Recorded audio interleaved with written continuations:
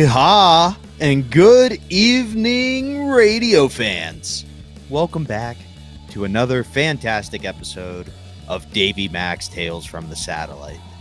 I'm your host, Bobby Tamburo, who can't even say his own name, but joining me as always is the star of the program, the man of the hour, the reason why it's called Davey Mac's Tales from the Satellite, not the Midnight Riders Tales from the Satellite, the champion, Eastside Dave McDonald. Thank you very much, Robert, the Ichiban of radio personalities regarding Sirius XM satellite radio. Number one. That's number one, of course, in Japanese.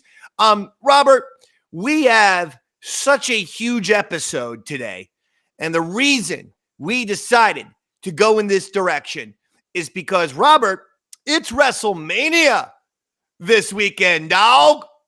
And again, that's if you're watching and or listening to this show on patreon.com/EastsideDave, where these episodes of Davey Mac's Tales from the Satellite come out exclusively a month to 2 months in advance before anyone else.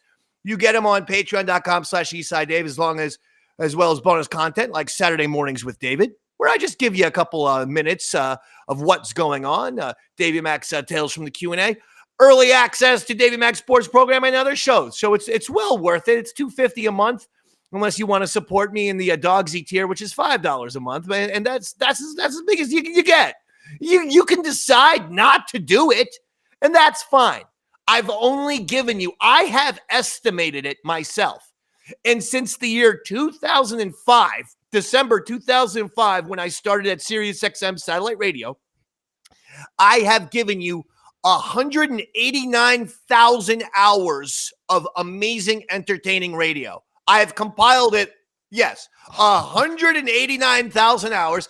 I am scheduled to get to 200,000 hours, Robert, by July 1st.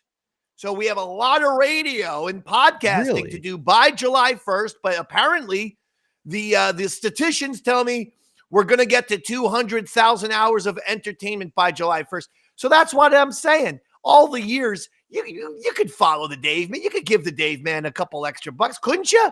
Couldn't you? It helps me very much from getting evicted.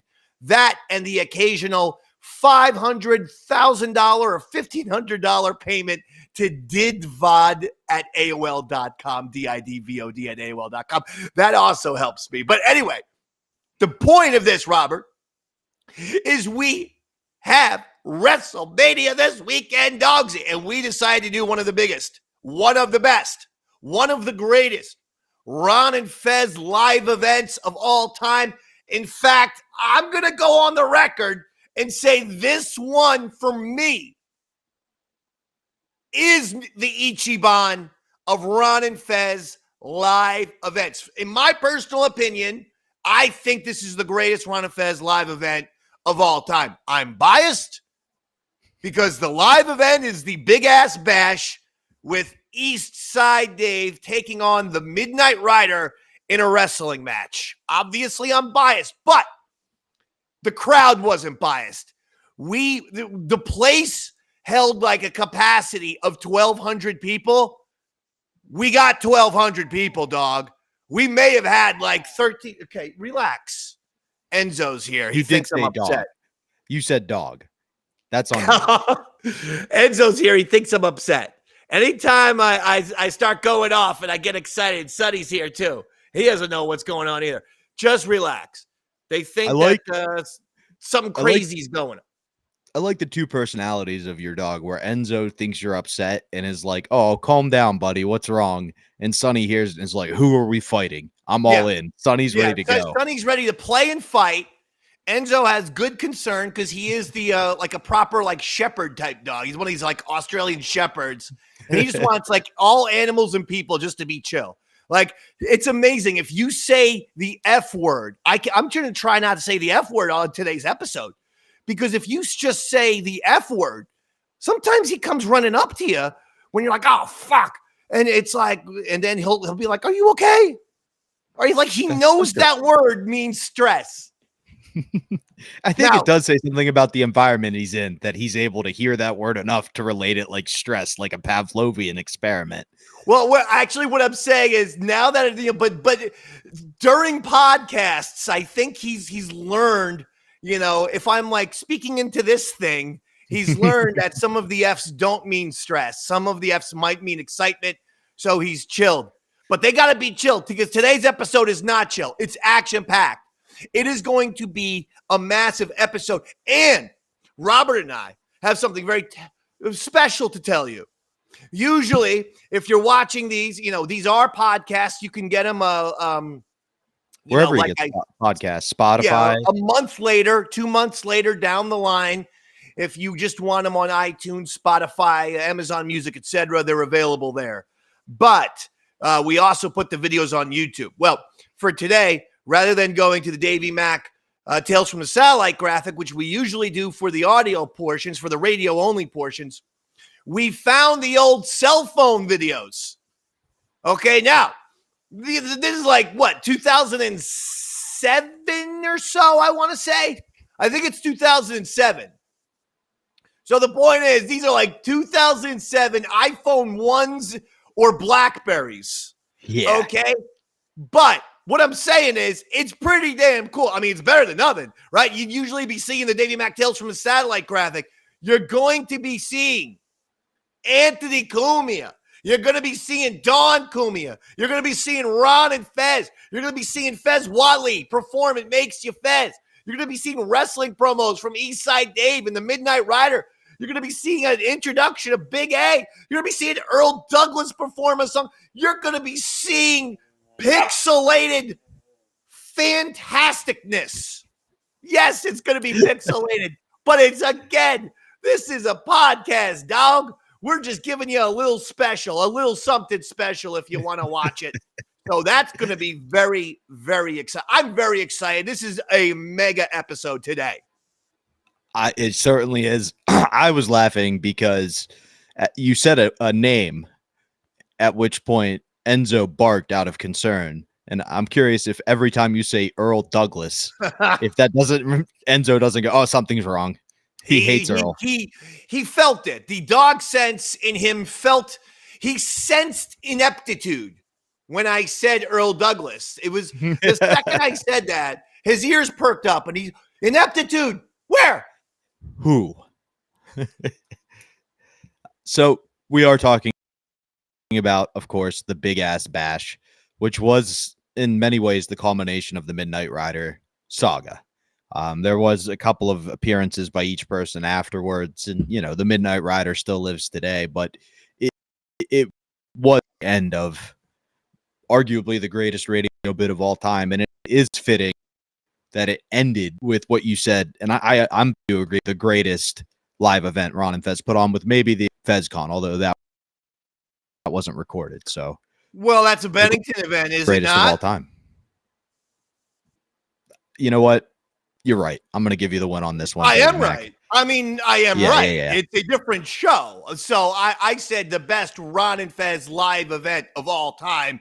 You can't get better than literally, and I mean literally, selling out a venue in the middle of Times Square where you're taking over the marquee and you go in there and the place is fucking packed. I'm not bullshitting. It was packed. You couldn't get more people in. There were people who thought they could get in without tickets. And we're like, we literally are to the max. So you're doing all this in New York City, in Times Square. You're selling out a venue. Oh, my God, the excitement. Fantastic. You're doing, by the way, again, this was two different, this was the merging of Sirius XM satellite radio where, that's where the riders started. But this was technically a 92.3 free FM event. I always called it K-Rock. I thought free FM might as well, been another F word for a gay person. Like that, free FM sounded like that. It sounded like a homophobic slur for a gay person, FM, whereas 92.3 K-Rock sounds great. So I always say this was a 92.3 K-Rock event. And because they love the rider, they were like, we love this Midnight Rider character. We'd love to have him wrestle Eastside Dave. We were like, oh, that's going to be a problem. They don't like to be in the same room.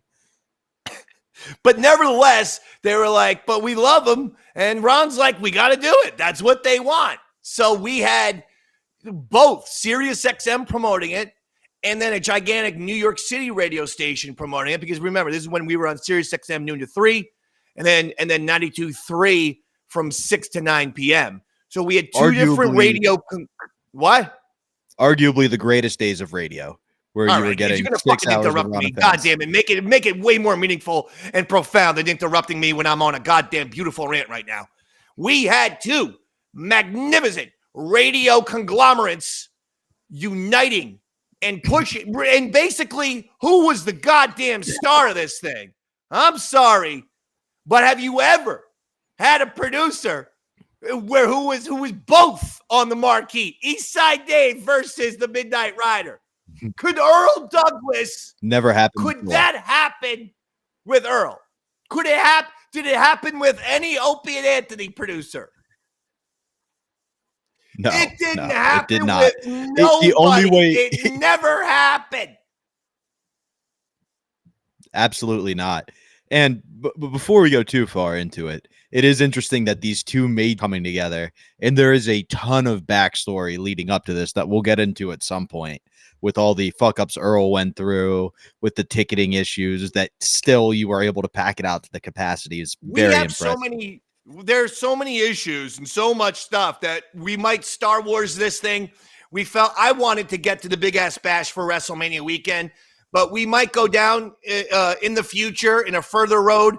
And like George Lucas fucking, bizarrely releases episodes 4, 5, and 6. That's what this is today.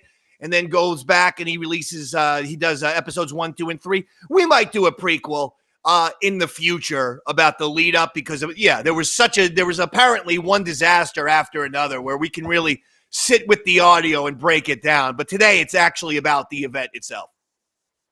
Absolutely. Go ahead. And as we say that, no. As we say that, you kind of nailed it. So all these people had to come together to make it, to pull this off, whether it be Mikey Boy stepping in to help Earl. We hear a young intern named Pitsy stepping up big time to kind of save the day at multiple points. So Anthony Pizzatola. Absolutely. And what I like best about this event is it kind of culminates what Ron and Fez as a radio show separates themselves from everybody else to me. And that is when you hear these other live events that shows do, it's like, oh, come meet the stars. You hear about the Virus tour by O&A. It's celebrating the members of the show. But what a Ron and Fez live event is truly celebrating the fandom and the fans. So it's not, while it is celebrating you specifically, it's also taking audience, people who have contributed and things like that along the way, and making them feel like they're the celebrities for the evening. I mean, and it truly creates a fun experience. It's about the community. It's about the Ron and Fez community. And it's about everybody hanging out for a huge event. And I don't know how this event got so big, but it really did. It got massive. Well, and at one point in the lead up, we won't hear this in the audio, but that Don Wickling calls in and is talking to Al Dukes, and Al Dukes goes, well, the list has people from Nebraska. There's no way people from Nebraska, because he was in charge of Free FM at this point. Oh, right. Yes. I'm sorry. Yes. Yeah. So Al Dukes was saying, no. Yeah. Absolutely. Al was over at 92.3 right at this point, which is nuts. Yeah. and maybe a secret ingredient to the success of this live event. And that's the first Rob conspiracy we'll get to, just because he had been a part of so many good and big Ron and Fez live events that he knew how to throw one successfully. Well, I will interrupt your conspiracy theory right now. He had nothing to do with the live event. I can't remember one meeting without the I literally can't remember one single meeting, and we had meeting upon meeting after every single Sirius XM episode and 92.3 episode. It was all about this event. And I can't remember, upon countless meetings and hours, Al Dukes being in one of those meetings. Not one.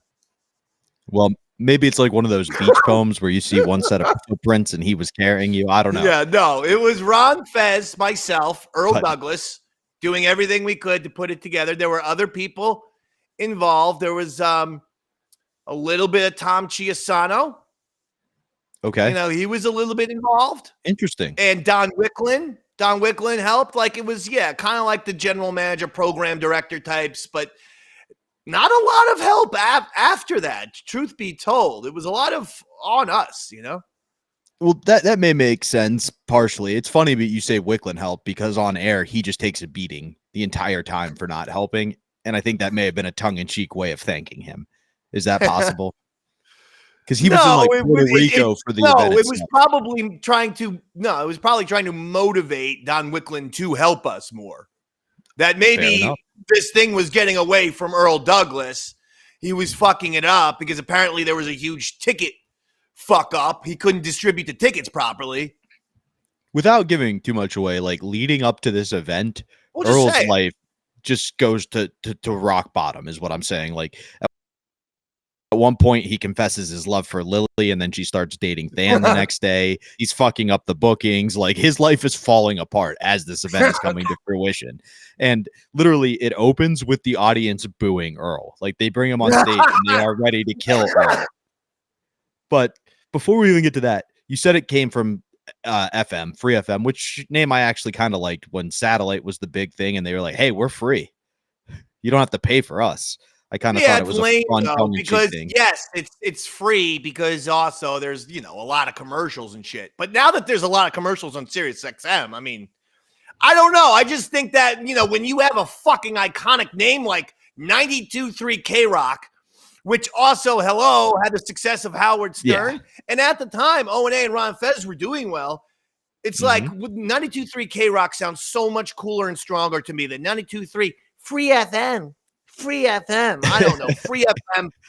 It's just 92.3 K-Rock is like Guns N' Roses and Metallica, and 92.3 Free FM is like Kansas and those type of shitty Earth, Wind, and Fire fucking bullshit. Well, regardless of the name, it's just dust in the wind now, isn't it, Dave, man? There you go. Kansas. But, you saw it there. You're right. It's kind of like if the Yankees changed their name. No matter how cool the new name was, you'd be like, that it doesn't have the appeal of the New York Yankees. Yeah, I don't know. There is a thing of branding in 92.3 K-Rock. No, they've never had ratings since they changed the name. And everyone was like, because you have it was 92.3 K-Rock for fucking ever. Why would you change that? Do you think they patented what? it? Do you think they patented 92.3 K-Rock? Because if not, I got a new name for this series. Well, I believe the first K-Rock started on the West Coast. Like, I think that started in L.A. But again, it was the same radio company that owned them. And then in New York, they should have trademarked it. I have no idea. Oh. But if not, let's steal it. You're listening to 92.3 K-Rock, starring Eastside Dave and Bobby Tamburo. We spell ours like K, the jeweler. Anyway, so they had the idea, and they came to you and said, we want to get the Ryder to wrestle.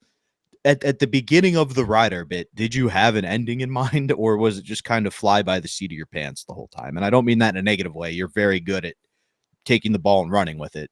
But was there ever like, all right, this is how it's going to start? You mean like the whole overarching Midnight Rider thing? Yeah, when you first, initially no, allegedly donned the mask. No, you can't plan that far in advance. Well, maybe the fucking character could suck. What am I supposed to sit down like I'm a Marvel writer and create this goddamn 6-month arc? If no one likes the character, the fucking character's gone by the next week, and somehow Eastside Dave mysteriously gets his job back from the Midnight Rider. So I'm not gonna. That's you don't waste your time like doing that shit in radio. You go, and then this sounds like a good bit. Oh, this would be a good thing for him to do. Oh, this is fun. That kind of thing. And then we jump off when you see the perfect ending, which this led up to be. I also didn't want. It's a wrestling idea. I brought you it up applied in to radio. other episodes, but I'll just bring it up again. It took a lot out of me to even do the Midnight Rider. These Opie and Anthony little weasels and dorks who never had one single successful character in their entire miserable careers were trying to always get pictures of Eastside Dave as the Midnight Rider. And so they were hanging outside the building and this and that. So I had to put on my fucking, or from what I was told, whoever portrayed the Midnight Rider had to put on the luchador mask on the subway. So keep this in mind. I'm putting it on the subway at 9 a.m. for either 11 a.m. at the time or noon to 3, Ron and Fez. And the mask was staying on till about 6 p.m. until Ron and Fez on 92.3 K-Rock, where Eastside Dave was the producer. But you're talking, what's 9 to 6? That's 9 hours of wearing a luchador mask. It was literally destroying my skin. It was like very uncomfortable. I fucking it was tough. And I'm like, I want to be able to breathe again, So but again, commitment to the bit. There it is. Like no one fucking does that shit. No one wears a luchador mask for 9 hours a day. No one's expected to. Somehow it was just like, oh, Davey Mack will pull it off. Well, I did. You'd think that would have gotten me a raise at some point from some of these miserable cunts at Sirius XM. But no, they think it's easy wearing a luchador mask for 9 hours a day for 3 straight months. You try wearing it. I want to fucking try to see Steve Blatter wear a luchador mask for 1 hour. He'd probably jump out of the fucking building. And Robert, when I'm on a rant, keep the mouth shut. I always see you trying to jump in. You still don't know the Dave Man's timing. Okay. Were you on a roll? I'm sorry. No, I was just going to say, in their defense, this may be the whole t-shirts versus suits thing, where all the t-shirts are like, yeah, it's the coolest thing in the world. He would not get caught without the luchador mask on. And the suits are like, wait, there was an option for him to take off the mask?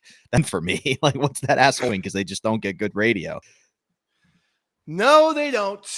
They just thought it's just I've looking back on my career, I realized that I pulled off so many things so well and so convincingly that the brain dead, uncreative people just think I'm crazy, and it sucks because suits, as you say, program directors and general managers have no creative bones in their body.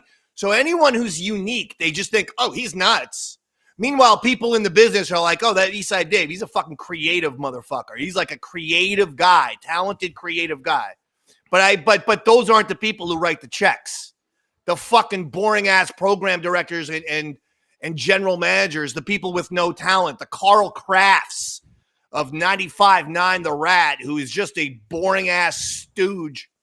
Those are the people who somehow, I don't know. Those are the people who are in charge of everything. Shh. And you go, man, that sucks. Anyway, go ahead. No, you're spot on. And the dogs are going crazy because something's happening over here. They're sweeping the thing. Just proceed. Oh, I thought it was because they heard Carl Craft. There's someone doing something. No, I think you kind of, the point you brought up about you as a producer versus the O&A staff kind of represents what you now hate about podcasting. Like, you were out there creating something, doing something unique that you came up with on your own, and their whole goal was to ruin it. And that's how they were going to make content. Ruin the unique idea you did. Yeah, you know what? And it, I think it kind of sums up. The O&A staff, I'll just shit on everything. Ron and Fez staff, let's create things. I agree with that. It's pretty accurate, actually. Think of all the YouTube clips and all the fucking shit that they pull. It's just, hey, O&A and comedians, shit on everything. Oh, my job's over. I grabbed the YouTube link. Now I can kill the rest of, 8 hours and get paid $75,000. Dave will come up with 35 characters, 9 games, 8 sketches, fucking in Ichiban and blah, blah, blah, blah. But let's give him $39,000. That's fair. He'll literally improv a bit for 2 months so well that Rob thinks it was pre-written. Like, that's what. And then I had fucking basically first-degree burns on my face because of wearing a goddamn rubber mask for an extended period of time. I wore a mask longer than Rey Mysterio. Like, actual luchadors don't wear it for 9 hours a day. The beauty of them is people don't know what they look like without the mask. I know. So they can just walk around. That's their disguise. Legitimate wrestling luchadors probably wear it like 30 minutes. They wear it for their match, maybe a little bit before, a little after, take your pictures, and they're good. I'm like 9 hours of this thing every goddamn day. I was ready for a fucking straitjacket. Now, I do have to ask, so you came up with the idea for the Big Ass Bash. Whose idea was it to turn it into a musical? To turn it into what? A musical? Like there's more song pieces in this than your typical Disney movie. And I'm not saying that in a bad way. It was just like a unique choice to highlight all these It's not a movie. What are you talking about? It's a live event. You have fucking music at a live event. Yeah, you would typically have of the roster of people like sleeves and Perry. Have you ever been to a Ron and Fez event? There's never been a Ron and Fez event where we didn't have multiple people doing songs. Every single event, and most of them were by fans, as you mentioned, or members of the Ron and Fez community. Absolutely. So this was going to be one of those where we were going to have a big ass bash. It's a party. So you got booze. You got some food, you got some music, you got some sports. That's a fucking, some wrestling. That's a goddamn party, baby. That's a bash. As opposed to most Ron and Fez events I was familiar with, it's felt like more members of the show and like tertiary members of the show were singing songs almost in like a play style rather than just highlighting the bands. Does that make sense? Of what I was asking, like at one point we hear you sing a song, and obviously you sing on air. But we hear Earl sing. We have a storyline that ties all these songs together. I mean, Earl, we always had songs. I mean, Earl had done other songs before.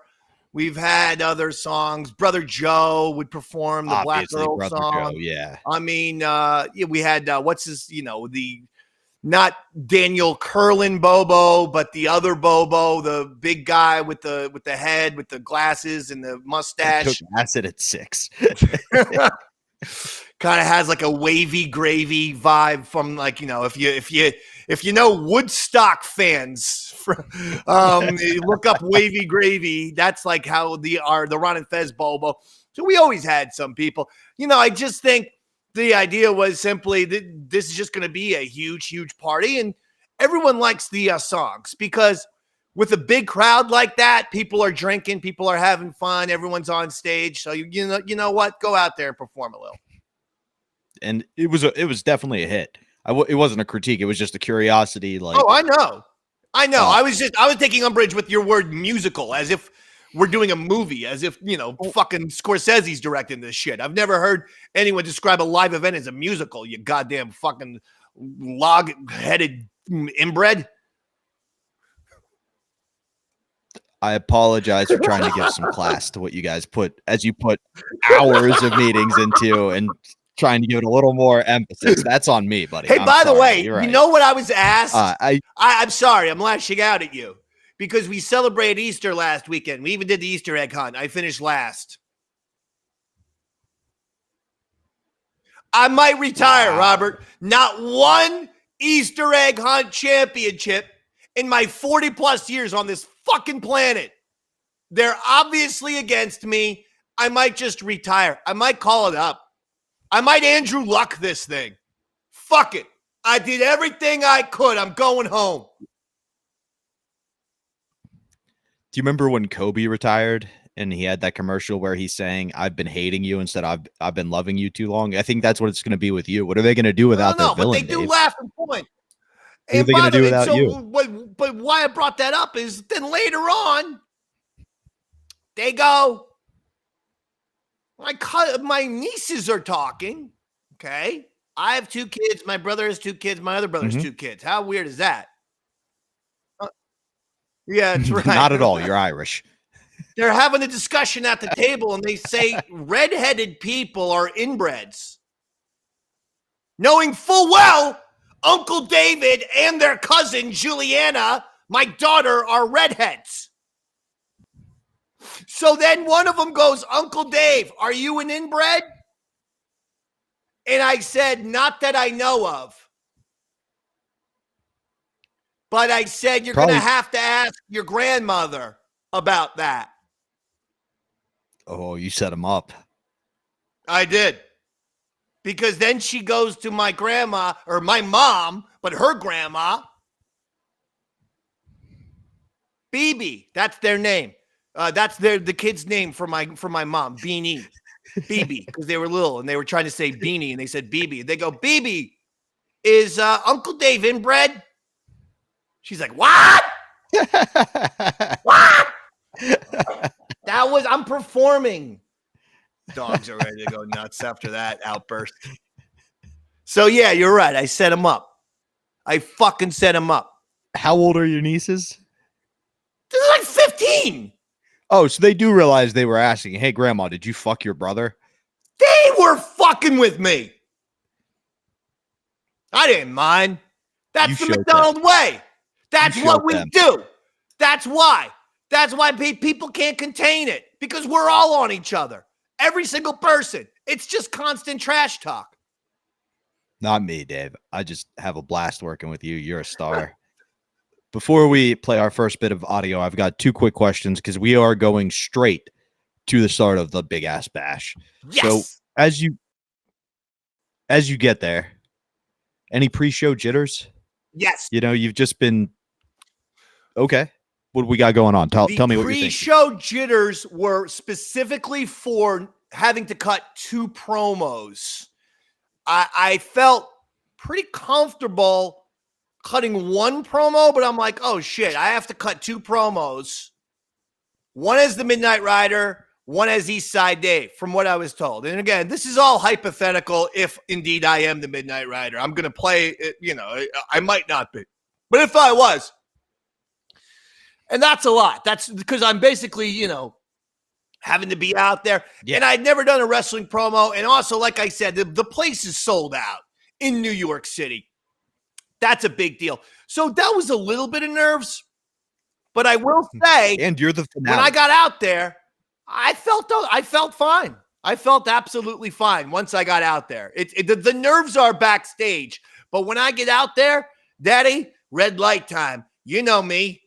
MJ, not Kobe. You always want to do these Kobe fucking comparisons. I ain't no Kobe.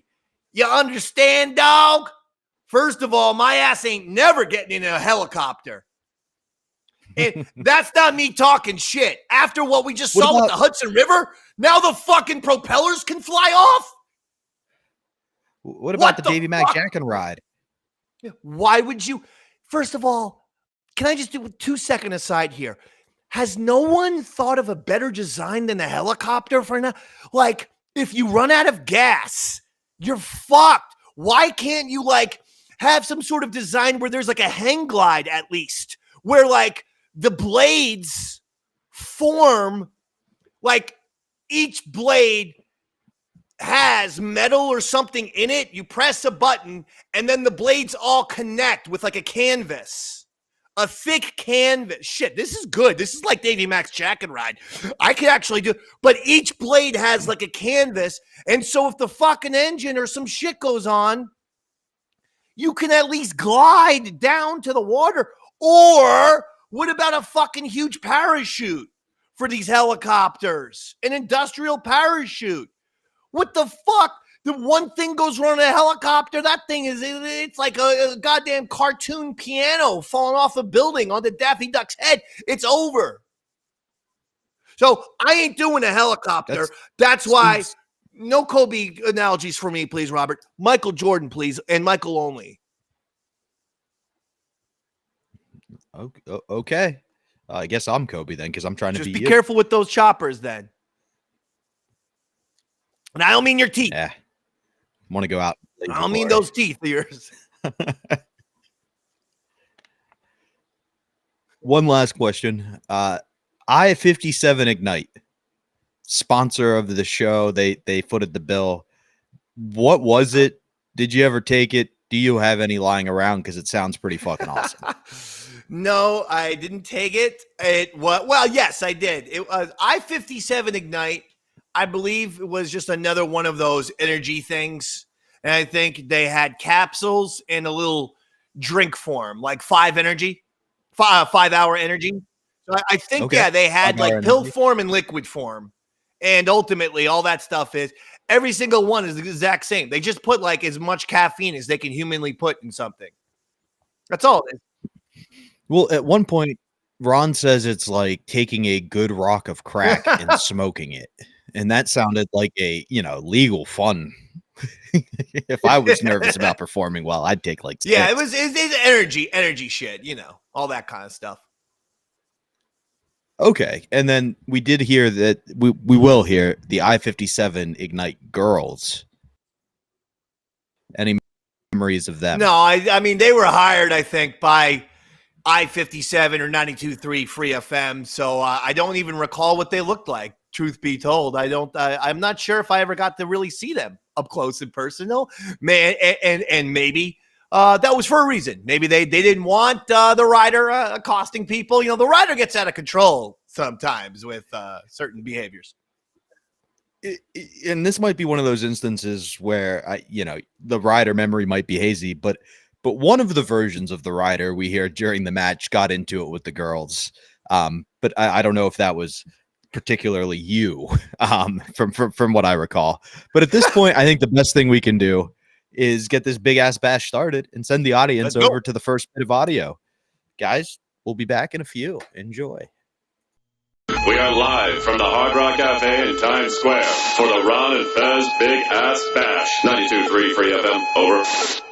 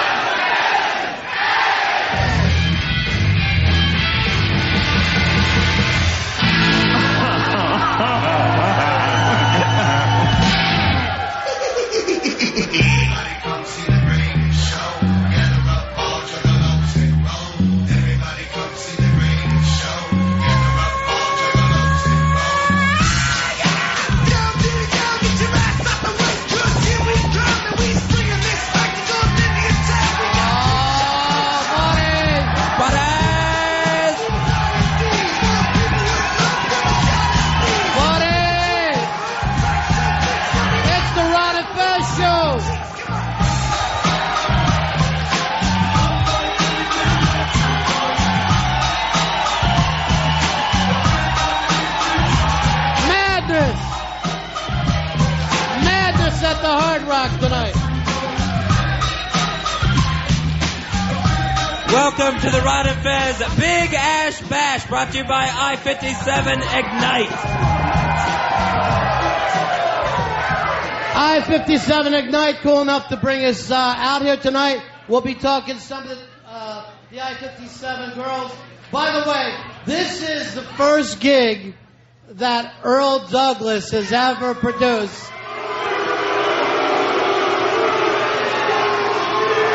They love him, Ronnie. How did the ticket situation work out?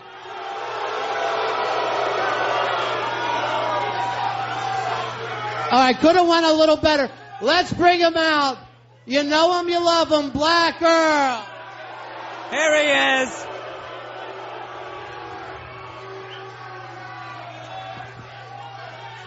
Earl, greet your public.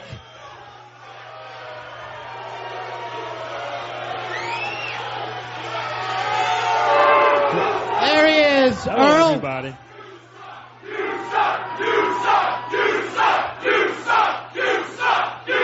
Yeah, I think they're yelling Black Earl. Black Earl. Fezzy, what do you say? Take a couple bumps for us out here on this ring. A little bit of ring action See, here. yeah, see if you get the stick going. Walk that out. Oh. Fezzy didn't exactly make it. There he is off. All right, that's enough, big man. Oh, Fez Whatley.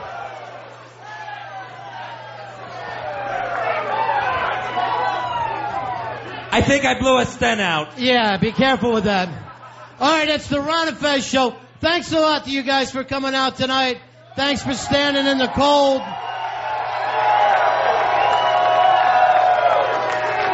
This is our real official welcome back to New York night. And we love it, man. We just love it.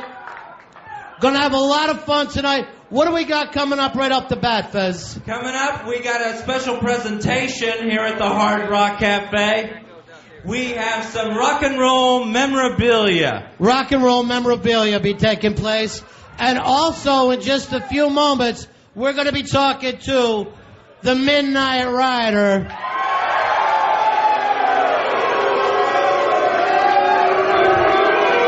It's the Midnight Rider versus East Side Dave.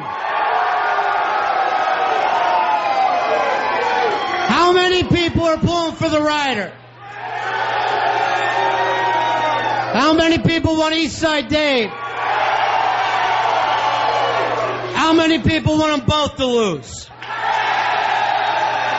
All right, so we're hoping for a double murder, Fezzy, is where we are with this right now. If something very, very bad could happen to both of them. The Rider seems about as popular as Earl here tonight.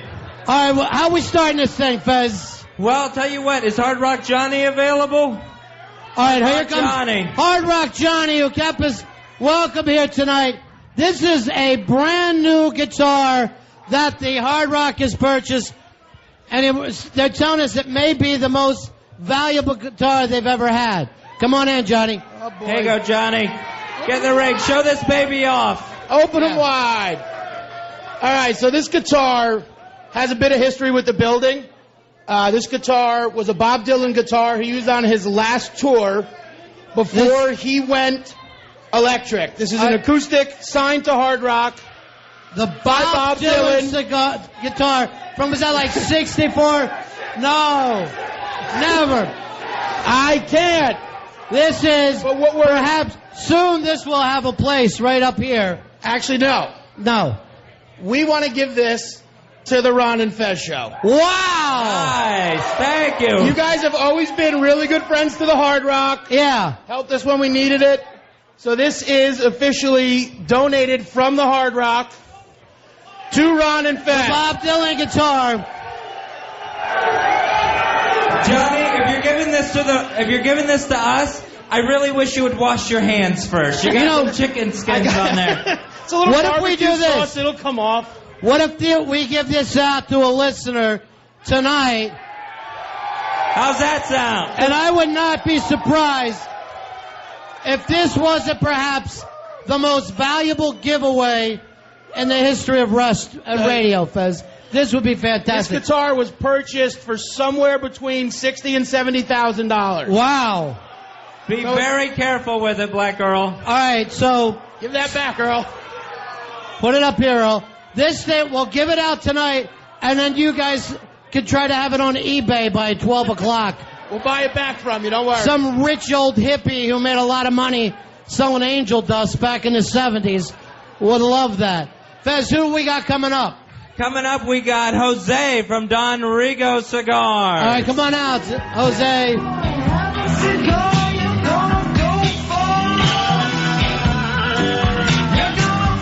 All right, take the ring, Jose. Hey, what's up, guys? How y'all doing? This is Jose from Don Rigo Cigars. DonRigo.com. It's where we get all our cigars from. I got 150 cigars. What do you got for everybody tonight, Jose? Use your mic, buddy. You got 150 cigars. I have 150 cigars. 150 cigars. 1 week old. They were rolled last week. Yeah. So all of his cigars rode by basically underage illegals, right? Yeah. 15, 14 years old. You take it right off their thighs, and it honestly smells like something terrible just happened moments before. Yeah, it's a good smoke. So keep a good lookout for our friend Jose tonight. He'll walk around. He's got 150 cigars he's giving out. Thanks, Jose. I'm sure. Take care, Jose. All right, my friend. Jose's going to make his way through the crowd with his Don Rigo cigars. The website is DonRigo.com. DonRigo.com. And thanks to our good friend Dr. Steve for hooking us up. Fezzy, it's time to do an interview tonight, right? That's right, yep, from our main event. Let's bring him out here, folks. If he wins, he's the full-time producer on the Ron Fez show. From parts unknown, he's only got one more silver dollar. But they ain't gonna catch him, no. It's the Midnight Rider. Here he comes. Ladies and gentlemen, the Midnight Rider here at the Hard Rock Café. I gotta run, keep from hiding. I'm bound, keep on riding. What are we talking about here? We're talking about Ronnie B. I do. We're talking about Feather W. We're talking about the big ass bash at the Hard Rock, baby. We're talking about Midnight Rider versus Eastside Dave, a man who has no dreams, a man who would kick a unicorn in the tummy if he had the chance. You tell me that's the truth.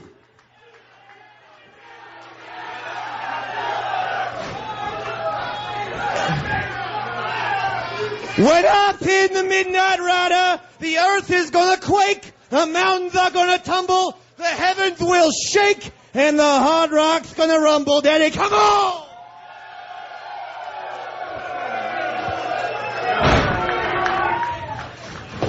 There he is. Because I've been training a long time, Ronnie B. Yeah. I've been training like Bruce Jenner. Minus the plastic surgery because I'll wear a mask and cosmetic enhancement would be pointless. No reason for it, Daddy!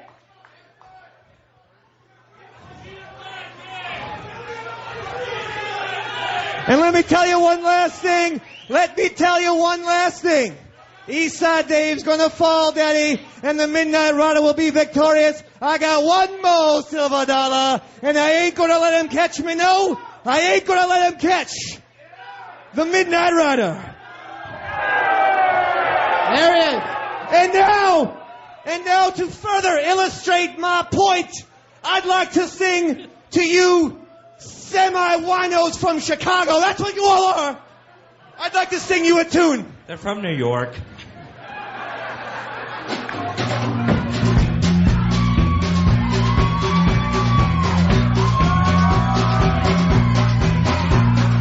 Rolling, rolling, rolling, keep them doggies rolling, roll. Rain and wind and weather, hail them forever, wishing Sapphire was by my side. All the things I'm missing, good riddles of my life. Move 'em on, head 'em up, move 'em on, head 'em up, rawhide. Cut 'em out, ride 'em in, cut 'em out, cut 'em out. Ride 'em in, rawhide.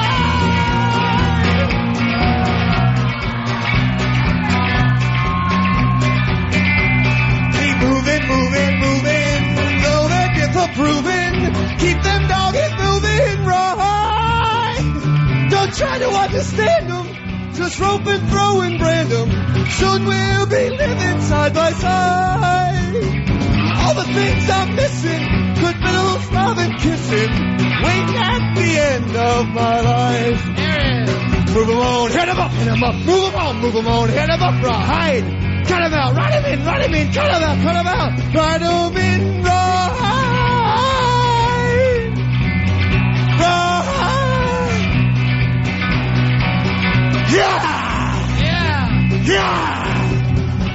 Yeah! All right, there he is. Yeah! There's the Midnight Rider. And keep it going for his band, the Good Old Boys Blues Brothers Band. All right, it is the Ron Fez Show. We're live here tonight. I look over because it's the Hard Rock. You never know who's going to stop by. From the Opie and Anthony Show. I turn around. It's Anthony! Oh, thank you, Ronnie Fez. The lovely crowd here tonight. Unbelievable. I cannot wait for the main event. How you doing? How are you, my friend? Fantastic. I'm getting bad flashbacks though of the XFL pregame show we used to do from here. It's really giving me some nightmares, but glad to be back. Those are collectors now. Yeah. Wow, what a crowd that's come out for you guys. Fantastic. Yeah. Packed out. And they're not completely smashed yet either. Not yet. Well, there's 10 minutes and they'll be smashed. When they see what a ripoff the main event is, we want to get out a window. Keep a window open. I am stunned at how everything came together. Yeah. I was listening earlier, and Earl had nothing done. Yeah. And then all of a sudden, the ring is here. He's running around like a maniac. I don't know what he's doing. I'm looking around the room, and we're going to test people to see who stood the longest in the cold. That's the big thing. Yeah, I hear a lot of people had to stand out in the cold. How long were you in the cold, my friend? 2 hours. 2 hours. 2 hours is the start. In the cold for this dog-ass show that we have planned for you tonight. You will turn. Hey, by the way, where's Opie? Where's Opie tonight? I hear he's still a little angry about the whole Big A thing. With the fact that a Big A. Big A. What, Big A? He's the coolest. He's the coolest on your bus in your school cafeteria. I see. I don't think so. In our school cafeteria and on our bus, he's the guy we throw stuff at. I see. So we had to beat him down on our show today to kind of beat him back into the show. And I gotta admit, he wasn't that cool when he was playing the Kunta Kinte and he immediately went to Toby portion of the show. Didn't even try to fight it off, huh? No. So I say, like, sometimes it's like when you're the cool kid in a private school. Yeah, that's what it is. In your school, in the Ron and Fez Institute. And remember, there's very few students. Of course, very few. But when he's sitting at the lunch table, all the kids want to hang with him. He's the coolest. He is the coolest. But in our school, he's just getting stuff thrown at him. I see. He needs the kid from My Bodyguard to help him. He can get stuffed in several lockers. Right. Yeah, you got to expand the lockers so you can throw them in. That's why Opie's not here. I'm gathering. I guess still so. A little upset about that. So Opie's still mad at us. Yeah, he can hold a grudge. What do you got coming up here, Fez, during this break? Coming up here, we are going to have the karaoke competition. That's Hard Rock Karaoke. Yeah. That'll be coming up in just a little bit. You know, I've been known to sing a little karaoke if you're a little short. What do you think? If you're a little short-handed, I know a little Neil Diamond maybe. If I don't want to force myself on anybody, but I don't think it's a force.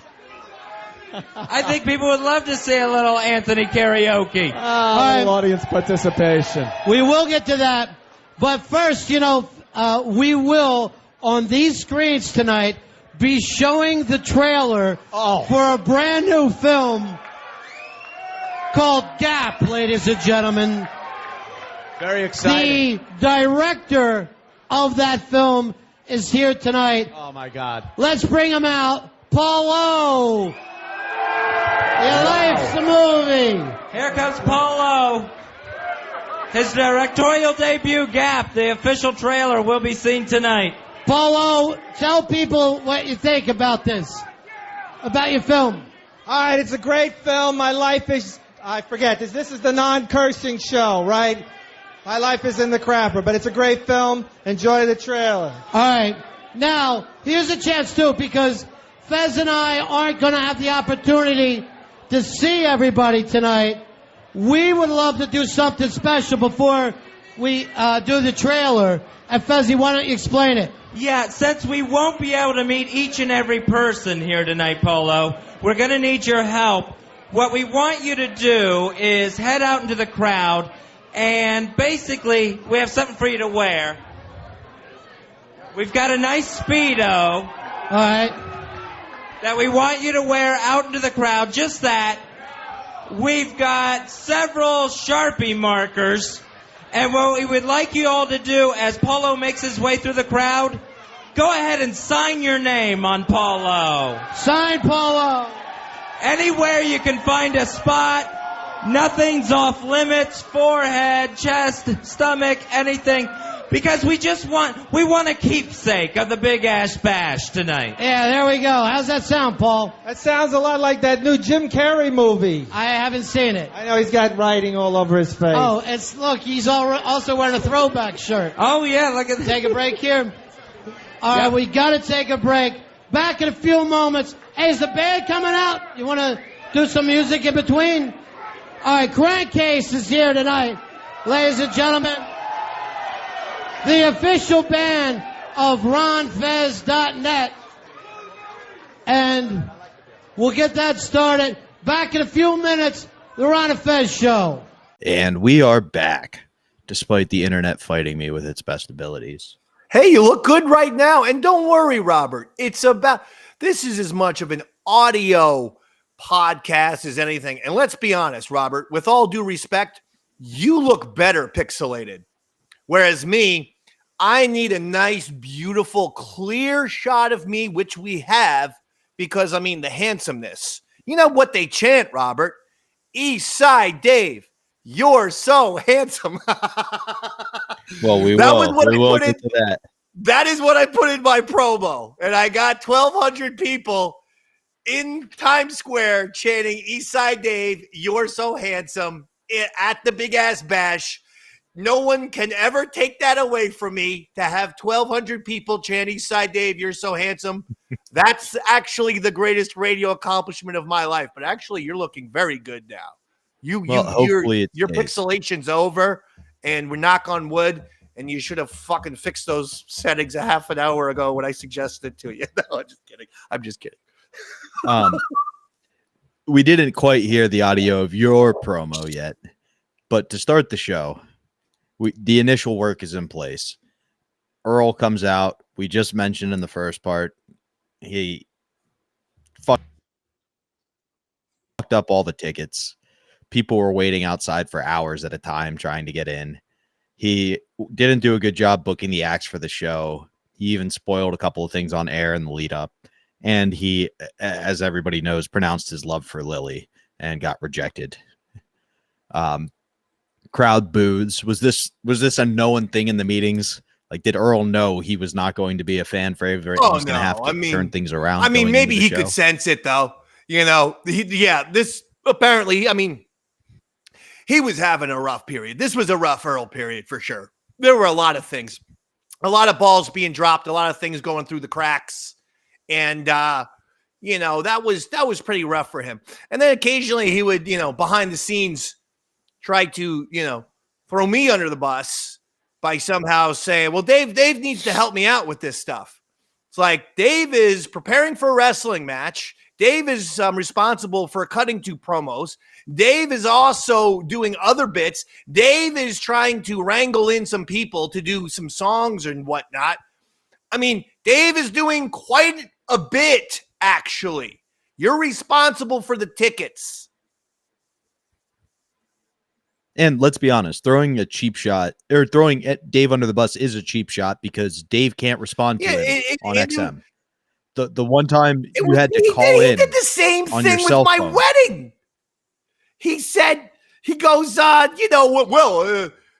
we were planning on my on-air wedding at Sirius X in Times Square, he was like, well, Dave's not helping out, too much. It's his fucking wedding. You think he doesn't have some shit to do? Relatives? No, fucking in-laws and bullshit to fucking take care of? That we're already pissed that you were getting married. And thankfully, Fezzy swept in and helped fix all of that for Earl. Otherwise, it may not have happened. So it opens with the Earl bashing. He kind of comes out and takes his booze in a very, that's awesome. It feels I'm wrestling happy that he got right. booed. Like, oh, yeah, and it was great. And then Hard Rock Johnny comes out and he presents to Ron and Fez an autographed Bob Dylan guitar from Bob Dylan's last acoustic tour. Is there anything true about that at all? Was it actually autographed by Bob Dylan? Was it actually from his last tour? What did Hard Rock Johnny say?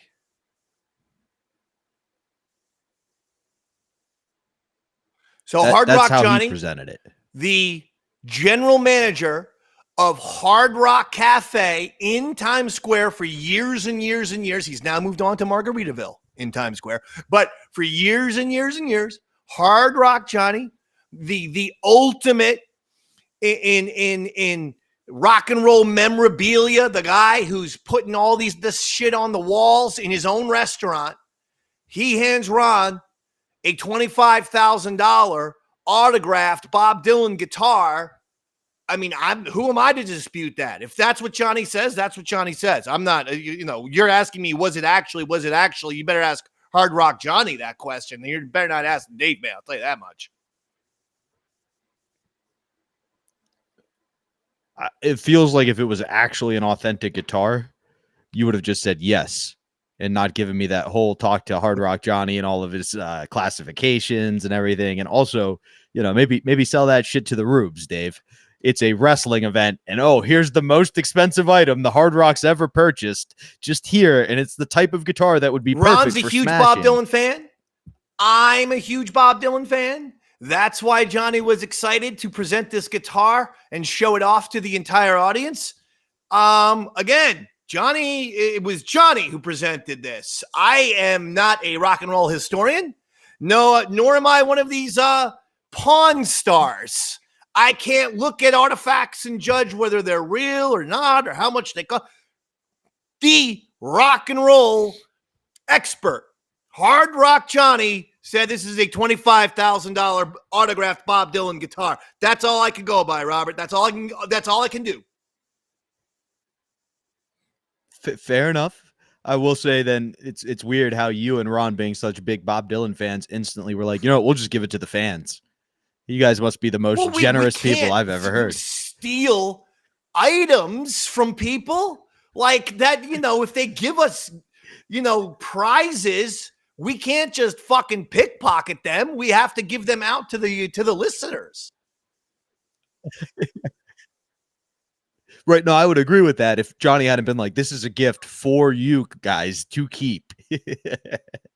And then Ron instantly went, you know what we'll do? We'll give it to the random audience member. That's what generous radio shows do. You don't think of yourselves. You think of the audience at all times. You know what? Maybe that's where I fall short.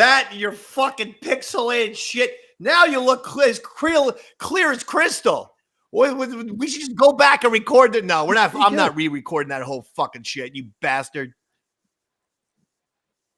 No, all the comments on YouTube are going to be like, I like the first part camera angle better, Bobby.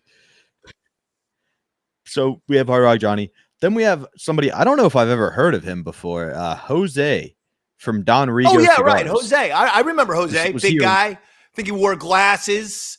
Latino gentleman, I believe. Well, yeah, Jose, right? Yeah, he's not Irish. Okay. Yeah. Jose O'Sullivan. He ain't walking into the room.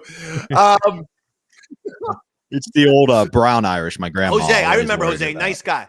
I think he was friends with Dean or somebody, but yeah, had the cigars, had a cigar connection. You know, Ronnie B with the cigars. Was he a regular like sponsor, or was he just He there? So might have Ron been had a some little bit good of both. cigars. I feel like he was a wouldn't blame regular Ron. friend, community member who might have gotten involved with an actual sponsorship. That's awesome. Did you smoke any cigars that evening? I've smoked cigars before, but see, I like to inhale smoke. And see, the whole point of a cigar is like they tell you, well, don't inhale. It's like, that's very odd to me. It's like then what are going we to doing like here? a wine tasting. Like you have to drink. Wait, you have to spit it out? The fuck is the point of that shit? No. That's what they always say about you, Eastside Davey. I will drink that shit. I'm not spitting it out. And I like to inhale the smoke. I don't like to spit that shit out either. Yeah, you and me both, buddy. That's We right. aren't Bill Clintons around here. Now, you said you love your audience. You're always thinking about audience them. so much. You have no idea how much I love. I love the you audience more than anyone else. Do you know what Chris Pepper Stanley thinks of you people? He hates you. He refers to you as I'm you kidding. people to start I don't with. want to get him in trouble. But actually, he said that to me one time after the Davey Max Sports program in 2012. He says, I hate the fucking listeners. Anyway, I'm just kidding, though. And it's a moment of stress. I'm sure he was feeling it at the time that he doesn't feel now. Go ahead. Now, I would ask, with all that love in your heart for the audience and your concern about them, the two sponsors of the evening are energy pills and cigars. Were you trying to put them in an early grave? We're trying to put ourselves into an early grave. We were probably trying all these products anyway. That's a unique couple of sponsors right there. It gets your fucking energy on and make sure you're smoking it up while you're fucking bouncing off the walls. Well, listen, Robert, money is money. Yeah. Hey, I was just curious. If you're asking me, speed and nicotine, I know. that's a great time for Bobby Tambro. You know what I mean? I'm there. How come they don't do a cigar that you can breathe? See, again, Davey Mack idea, man. I'm going to create the very first ever smokable cigar. I think someone may have beat you to the punch. Who? Look at your table. Is there a pack of Marlboro Reds there? Oh, okay, but you know what I'm saying. Cigars are bigger and browner than cigarettes. Oh, yeah. Oh, it's called a joint then. Well, then never mind. This idea was stupid. I'm going to take that off of my goddamn Shark Tank pitch.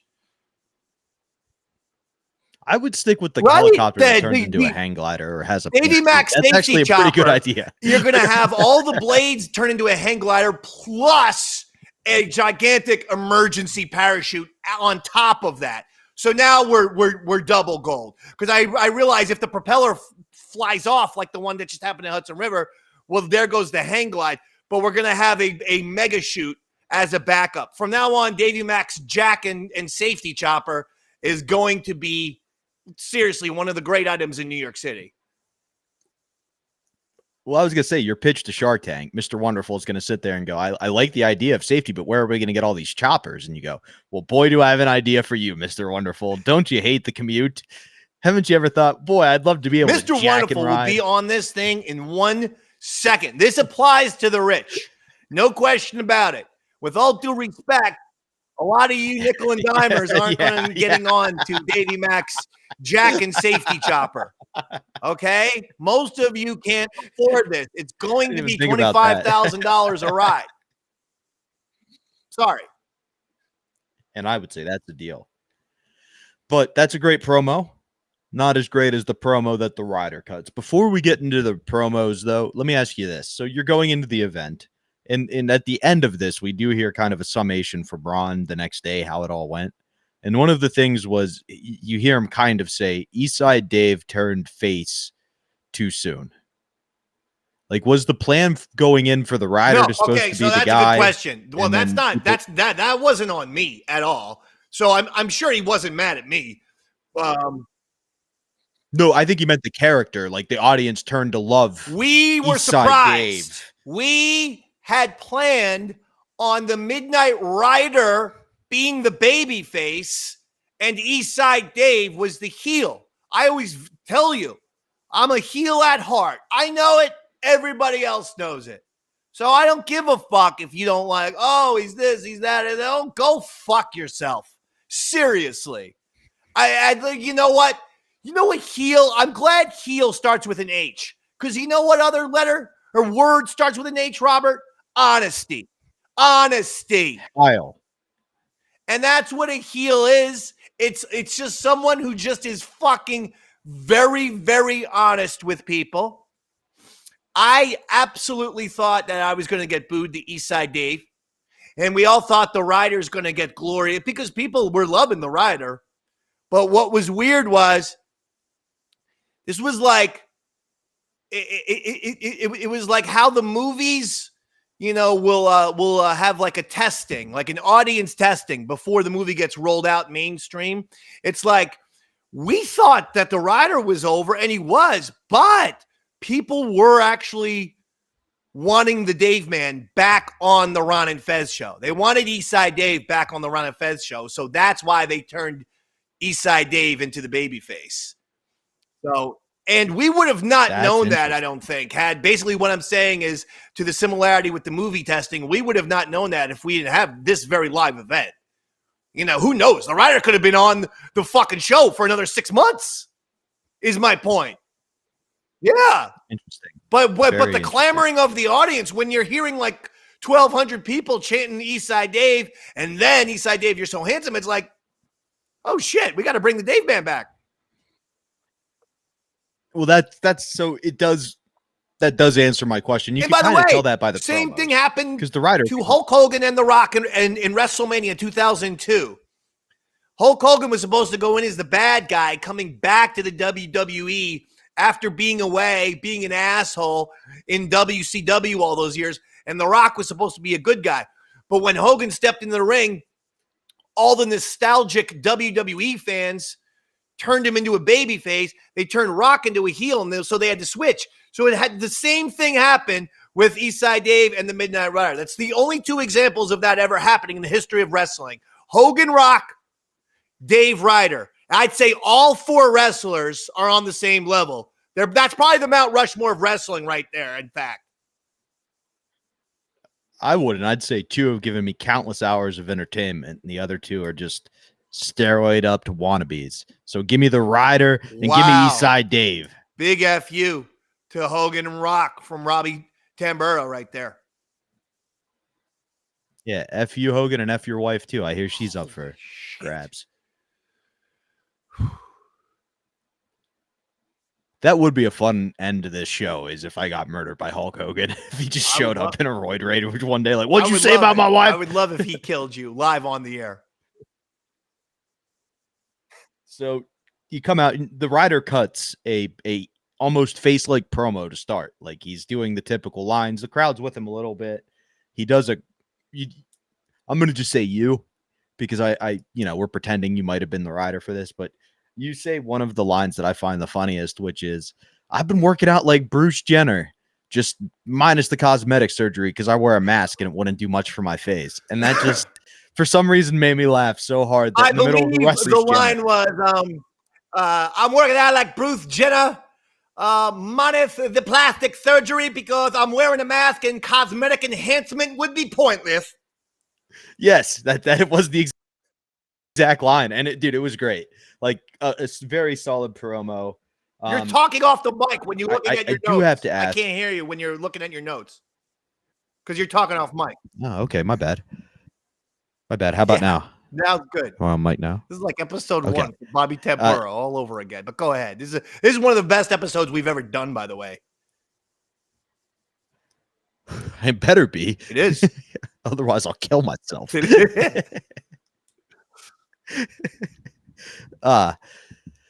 Why did you choose to go with the song "Rollin'" to sing to end your The promo? song's Rawhide, you fucking asshole.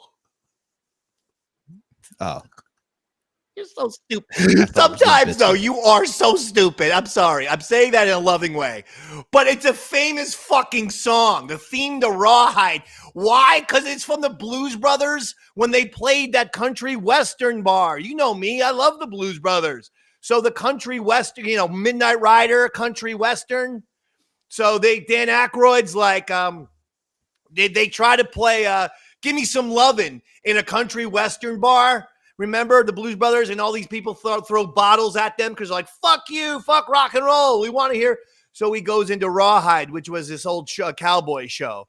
And so it was my love of the Blues Brothers and that specific song. I have all the Blues Brothers albums, not just the soundtrack, but the Box of Blues, Briefcase of Blues, whatever the fuck they're all called. I have all of them. And I love that goddamn song. That's why I did it, sir. okay, but that would make sense if Eastside Dave sang it. But this is the Midnight Rider. I mean, Eastside Dave nor the Midnight Rider actually knew a lot of country music. This was probably the close. That's the answer I was trying to get at. Yeah, this might have been the one country western. I mean, I like Johnny Cash, but I don't think I was as deep into Johnny Cash at that point. Like now, I love everything Johnny Cash. But I'm not sure if 2007. Even some ridiculous songs by him. I was as much. Maybe I was. And but can I just also say, this also happened when we played at Caravis. It was Mikey D's band. I'm glad that we're just coming off of a Mikey D episode because both times, the time at Caravis, I played Runaway, Del Shannon. I've been walking in the rain. Tears are falling, I feel the pain. And then rolling Rawhide. Rolling, rolling, rolling. Keep them doggies rolling. Keep them doggies rolling, Rawhide. Both times I told the fucking band, hey, assholes, I'm quite frankly the star. Turn your fucking music down. It's overpowering the vocals. You guys just did this to me at Caravis with the Runaway song, and that was like 200 people in a bar. We have 1,200 people. Anyway, we go and play the song, and it happened again. Couldn't fucking hear myself on the vocals, so I'm actually singing a lot higher tone or key because I had to sing louder. It's exact same fucking thing that happened to me at Caravis, and I told that brain-dead D. Snyder fucking idiot, Mikey D. It's about me. It's about the Midnight Rider singing the song. It's not how great you guys aren't the Rolling Stones. You don't need to be playing fucking the theme to Rawhide louder than the goddamn Who played Cincinnati in 1985. Now, I will say, on air, you can hear you very clearly. Yeah, and you definitely were a little high, and I thought you were doing it on purpose to try to get the audience to I turn. can sing that song very well, as I just pointed out. Keep them doggies rolling, Rawhide, rain and wind and weather, hail them forever. Soon we'll be living side by side. All the things I'm missing, good victuals, love and kissing. Oh, waiting at the end of my life. Move 'em on, get 'em up, move 'em on, move 'em on, get it. All right, anyway. You see that I can sing the song. The reason why the key was way too high was because I couldn't hear myself because they were playing so loud. And then I thought I had to scream. And once you have to sing louder, sometimes you can only do it in a higher key. The whole thing becomes fucking clusterfuck. It's all because of Mikey D. Well, that does make sense. Thankfully, that's the end of the Rider promo. Now, I'm curious. So you go from being the Rider, allegedly, and now we know after the next break, you're going to come up and have to be Eastside Dave. Like, what's the transition like? Where are you running off to make these transitions? Because, again, the place is packed wall to wall. There's not like an open bathroom. How is all this going down? Yeah, we had a backstage area, and it was kind of crazy, though. There was a lot going on, as you would imagine. I mean, there was people all over the place because you had musicians, you had fucking, the people are going to be out there performing. You had wrestlers. You had sponsors. You had Sirius XM people, but then you had 923 Free FM people. People all over the place.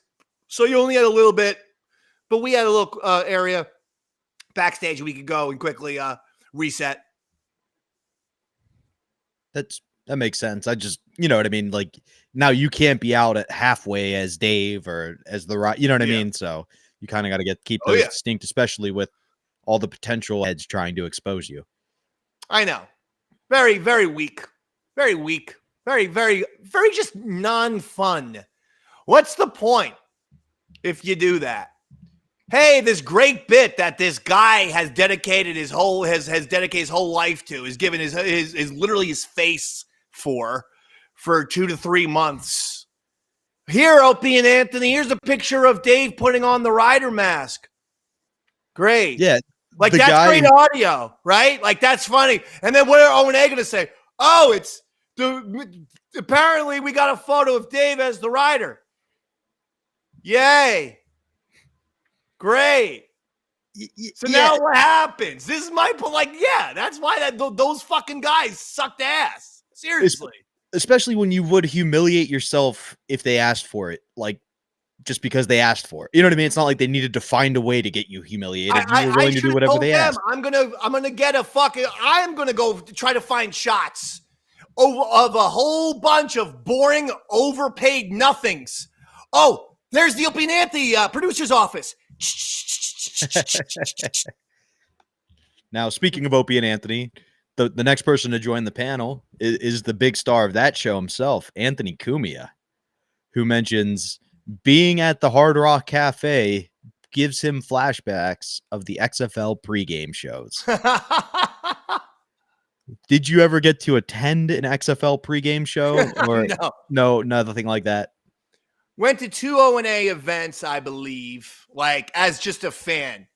Once in Asbury Park, they did some sort of comedy thing in Asbury Park at the Stone Pony, right here at the Jersey Shore. And then the softball game in Newark, I believe, Newark Bears, and they did a celebrity softball game. And I attended that one. Those were just the only 2 events I went as a fan. And went to all the live events once I was obviously working there. But a team player. Yeah, of course. So then, I wanted to drink for free. That's why I went to the live O&A gigs. Team player. Oh, team player. Team player. Yeah. Team player. I do not drink for free. No, I mean, if you had to have a few drinks to be Eastside Dave, you have to have a few drinks. I get it. I don't need nothing to be Eastside Dave. I do these shows. You know what I do them on, Robert? Water. Cocaine. Water, Daddy. I mean, unless they're designated Me and a bunch drinking of fans shows. to guess otherwise. Yeah, well, I was going to say, unless they're designated drinking shows. But we haven't had one of those That's in fair. a long time. Okay, go ahead. Anthony actually does something, and I don't think a lot of people pick up on it. He starts the turn for Earl because he comes out and goes, wow, I didn't think Earl was going to pull this off, but he really did. And it's the guy who gave Earl probably more hell than anybody else over the years, with the exception of you, is the one who starts the turn for him. It's a good job by Anthony to do that. I'm going to say that this event, with all due respect, I'm just trying to be honest. The event may have went off well. I mean, it really was a great event. And I think, though, it went off well despite Earl Douglas, not because of. Sometimes there's just one word. There's one word. Now, did he seem to get his shit together at the very last second? That seemed to be the case. That seemed to be the case. And it may have been just that he allowed other people to help him at that point. We heard Pitsy made the list of guests. Mikey Boy helped coordinate the booking. You stepped in to book the act. I'm going to tell you something, and I hope I'm not misremembering. But you can't ask like the hosts to be doing this shit. They got enough to do. But I recall Fez and maybe even Ron helping him with the ticketing situation. Okay. Yeah, my God. Definitely Fez. And I actually think Ron may have had to also get involved with the ticketing situation that Earl was just colossally fucking up. So again, like if Ronnie B is having to help you produce, I'm not talking about him providing guidance, a little instructions, advice, blah, blah, blah. I think he had to get on the computer and help out the email chain. At that point, do you just quit? Like if you're making Ronnie B do busy work, it's not going to be a fun year for you. It wasn't too long after it. What was it? No. That he quit? Yeah, and I mean it kind of makes sense. I have a feeling like this started to fucking get the wheels turning. And then when you see some of the teeth kicking in that they did to Earl, it makes a little more sense if behind the scenes they're having to help. Like I get that too. So that does make sense. Hell yeah. I mean, and Fez definitely too. But that was something that Fez would do. But it's just like, I think that if you're having Ron, like also like having to go on a computer and do shit and stuff, like it's like, oh, Jesus Christ, Earl. Jesus Christ. Yeah. You don't want that. You really don't want that. I might have nightmares about that tonight. Yeah, well, it's like, you don't fucking ask Keith Richards, hey, Keith, can you help us send out this chain email? Keith, can you? No. Keith, Keith, you're responsible for these 500 email addresses, okay? I'm sorry. At what point do you start doing your job would be Ron's response, I would imagine. Yeah, I mean, you're not going to say, hey, Keith, we need help handing out these tickets. Can you go outside the venue with this stack and find people? That's what it was. God damn. Earl is amazing that he's still there. Now, before we go after Earl too much, let's go after another one of your favorite targets. Right away, they ask Anthony, where's his other half, Opie? Why isn't he there? And he reveals Opie has beef because of one of our favorite human beings, Big A Andrew Gold. And that Opie did not like that how Big A was treated on the Ron and Fez show. And I guess he walked in with like an attitude to O&A and they had to beat him back down. Is there any truth to that? Yeah, I mean, no. Well. There's truth in Opie being mad at him. I don't doubt that for a second. There's zero truth to Andrew bad-mouthing Opie and Anthony, mainly because what we've discussed it before, and I'll discuss it again. If you heard stuff like Big A, Sonny, I said no. If you heard stuff like Big A saying to Fez, hey, Fez, your nipples are bigger than teacup saucers. Those were the lines that the Dave man was putting on index cards for him. So if there was any shots at O&A, it would be against me. But it wouldn't be the first time that Opie was quite insecure, because when I was doing the Opie impression, which was just, hey, dudes, hey, brother guys, what's up, man? Hey, Opie and Opie, man. Shh. 1-800, wow, wow, wow. Come on, lady. Say no. Sorry, Robert. He learned on that one. He put the tail between the legs. Sit. Hey, dudes. It's Whip About Wednesday, man. Girls, show us your tits. Like, whatever. And I used to do that Opie impression every once in a while. And one time Opie came backstage and he goes, this is before the Ron Fez show. He's backstage. He comes to Ron Fez's office and he goes, Dave, man, Ronnie B have a problem with me? I'm like, what? I'm trying to do show prep. I'm on that little stupid computer looking up the fucking sports scores or whatever the shit. I go, huh? He goes, I hear you do an impression, right? Ron Fez, you do an impression of me. Is that what? Ronnie B ever have a beef? No, we're having fun on the Opie and Anthony channel. Sonny, I swear, you are in big trouble. Sonny, I says. He's being naughty right now. He is every being time you say Opie. Do you see Enzo making a sound? He's not. For some reason, they have there are guys on scaffolds outside my window right now. I have no idea what they're doing because honestly, they haven't done shit. Like they're just on scaffolds, just fucking around. Like you're just sitting there on the goddamn scaffold, like looking into my apartment. That's why the dogs are freaking out. I can't blame them for that. But at the same time, no is no. Anyway, back to Opie. Insecurity. And that was But I did say to him, no, Ron does not have a problem with you. No, he doesn't. We're doing just little bits on the Opie and Anthony show. We've also done an Anthony impression. We've also, I mean, come on, man. Of course.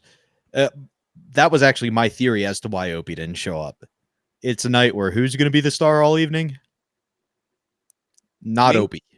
Mainly you, but not Opie is the big No, I have a feeling like he was genuinely mad at something Big A did or was doing some sort of passive aggressive. He got his feelings hurt because no, I'm telling you, when he clearly was upset at my impression of him on the show.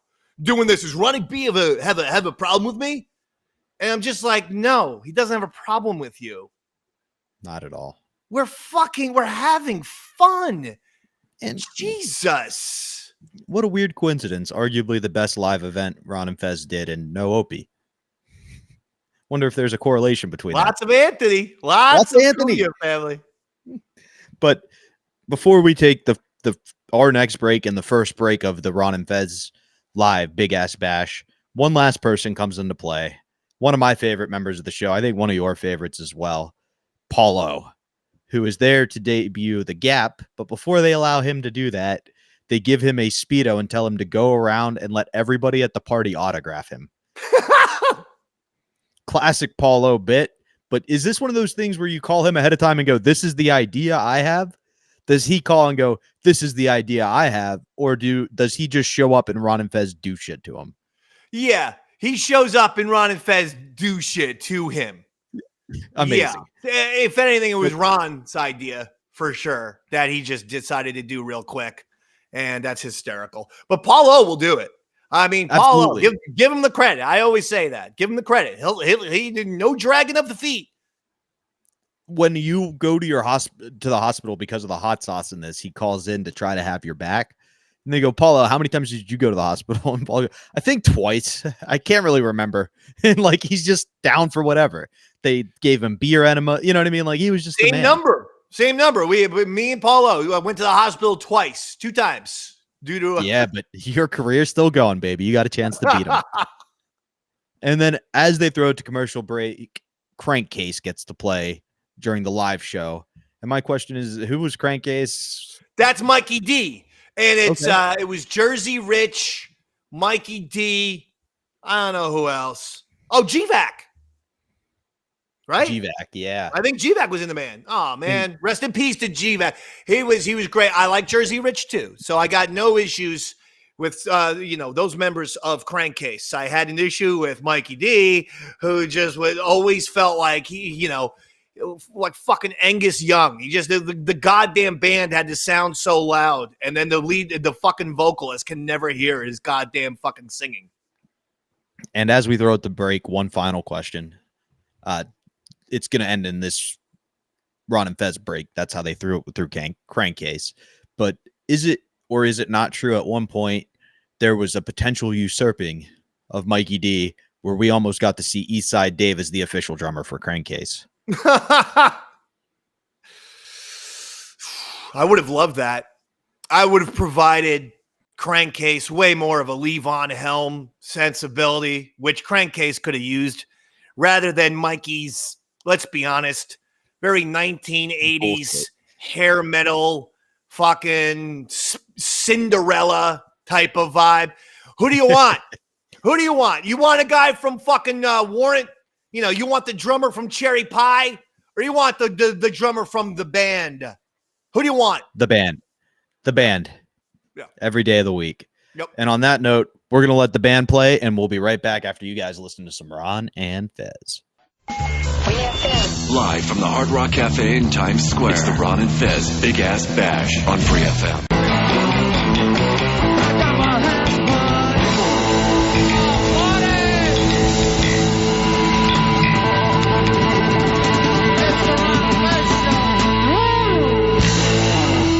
Live from the Hard Rock in Times Square. Oh, Fezzy and Brabra got here. We'll have a drinks. It is the Ron and Fez show live tonight, Times Square. Hanging out with you for the next few hours. One more time for Crankcase. We found out a lot more musical guests coming up, Fezzy. It's about time to start the Hard Rock Karaoke. Hard Rock Karaoke competition getting underway. Hey, I don't know if we can ever do a karaoke without hearing Sweet Caroline. Can that even be done, Fez? It's a karaoke rule. It has to be done. But who could do Neil Diamond? I have no idea. Thank you. From the O&A show, it's Anthony. Thank you, Ron. Thank you, Fez. I'd like to thank everybody for coming down here this evening. I think you all know the words. Help Neil sing along, everybody.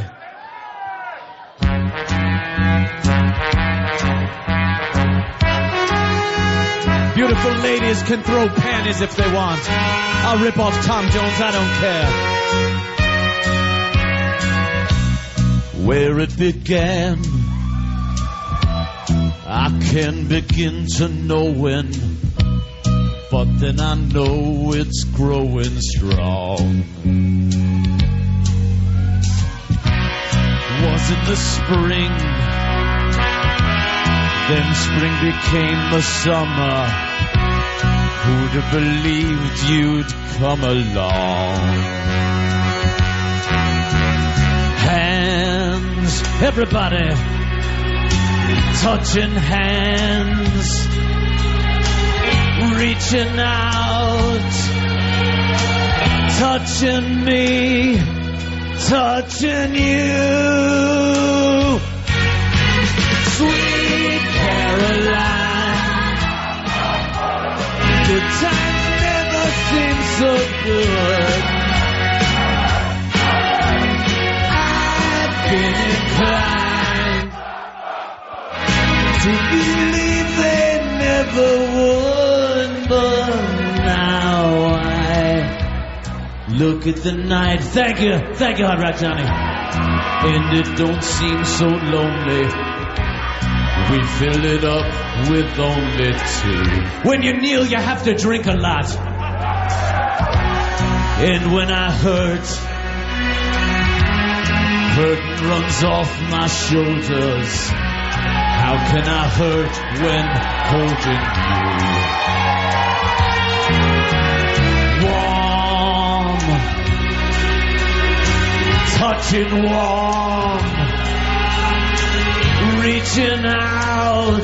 Thank you, girls. Touching me, touching you. Everybody, Sweet Caroline. Good times never seem so good. I've been inclined to believe they never would. Oh, no. I love a good musical interlude when I'm getting a standing lap dance. Let this last forever. Everybody, you know the words, sing along. Sweet Caroline, good times never seem so good. I've been inclined to believe they never would. Sweet Caroline, good times never seem so good. Sweet Caroline, Thank you, ladies and gentlemen. Thank you, Ron and Fez. Thank you. Ain't that the man? Anthony, let him hear it, folks. We're going to have to give him the DVD player and take it back from the chick. Yeah, I gotta get that back from Winnie Cooper. You know, here he comes, Paulo. Your favorite film director. All he's wearing is a standard black set of panties. Turn it around for everybody. Oh, you see the tattoos from over the years, Ronnie.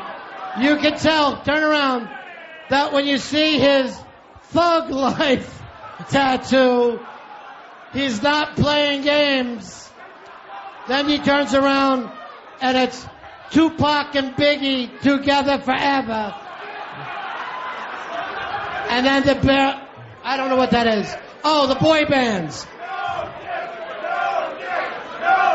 I don't know what they're saying right now. All right, give him his markers. Everybody sign Paulo tonight. Make sure you sign him. He's going to head out to the crowd. Make sure you sign him. He's a human keepsake. He's our memory book of our big-ass bash here at the Hard Rock. Later, we will read Paulo and think about each and every one of you guys. Make sure everybody signs them. There's no place off limits. With all the singing, I'm hoping one more time, maybe we can get you to sing It Makes Me Fez. Ronnie, I have put that behind me. I am done with it. I will not be singing. I hate to disappoint. I hate to disappoint. All right. I will not sing tonight. We'll take a break and when we come back, Fezzy. Do it for us. No. One more time. It's Crankcase. We're right back. It's the Ron Fez Show.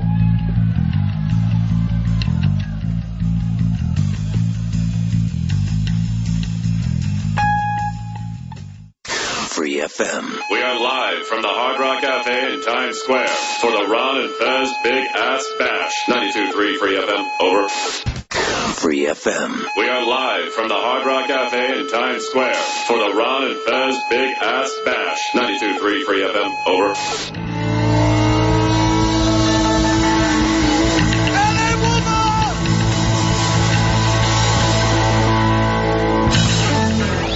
Crankcase, ladies and gentlemen. Crankcase doing a hell of a job tonight. Very, very impressive. And now that we're done this anyway, Fuzzy, we get you one more time out on that stage to sing It Makes Me Fez. I'm sorry. I'm sorry. I will not be singing It Makes Me Fez.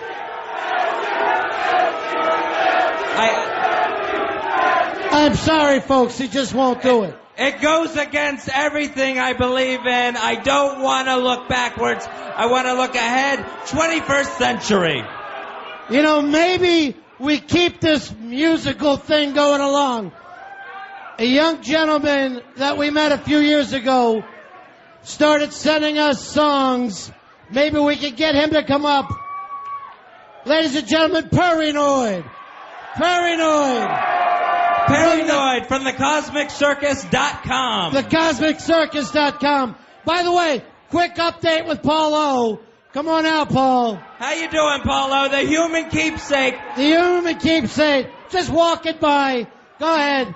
Keep it going. Oh, everybody, signing Paulo tonight. Please make sure you sign Paulo because we want to know that you were here. All right, Paranoid. Any way you can sing for us tonight. It's great to be in New Jersey. Make some noise for Free FM. All right. You're in New York City. New York City. I know what you want to hear. What song is it you want to hear? Freebird. All right. This one's going out to Randy Van Zant, whatever his name. Yes. So, let's do a song here. Yeah. I want to do this one for Fez. For me? But I need you all to help me sing along, all right? Let's not pretend like you don't know the words. We know why you're really here. So, make some noise. We're filming a DVD. Let's go. Fatty pneumonia! No! Oh, yeah.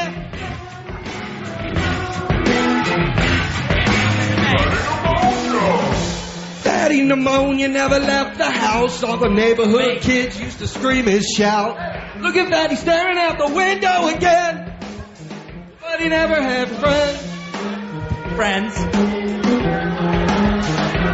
Help me out. Mama never let you out. Mama never let you out. Mama never let you out. Mama never let you out. Mama never let you out.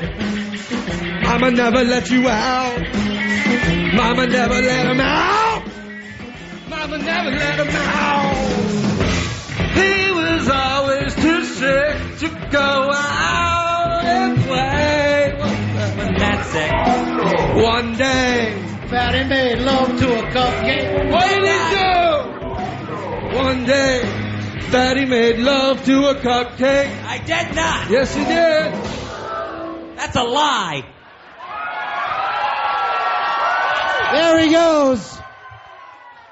Paranoid, because remember, as a boy, he was Fatty Pneumonia, our own Fez Watley. Again, first night ever, Black Girl putting on a show. How's he doing, folks? Oh, they're loving him. Earl, maybe it's time we throw you off the stage and off the show. And off the show, Earl. I'm not going. You're going. You're out of here. I'm not going. He's gone, Fuzzy. You gotta go. What? Wait, from Dream Earls. From Dream Earls. It's Earl Douglas. I want him gone, Fez. Dream Earls, you gotta go. You've gotta leave, Dream Earl.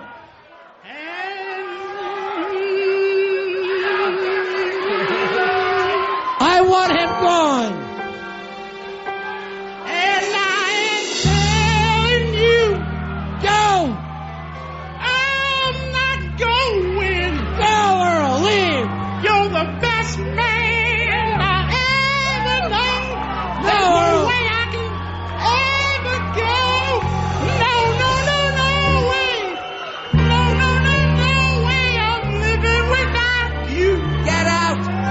I'm not living without you. I don't want to be free. I'm staying. And you're gonna love me. Oh. You're gonna love me. Earl Douglas.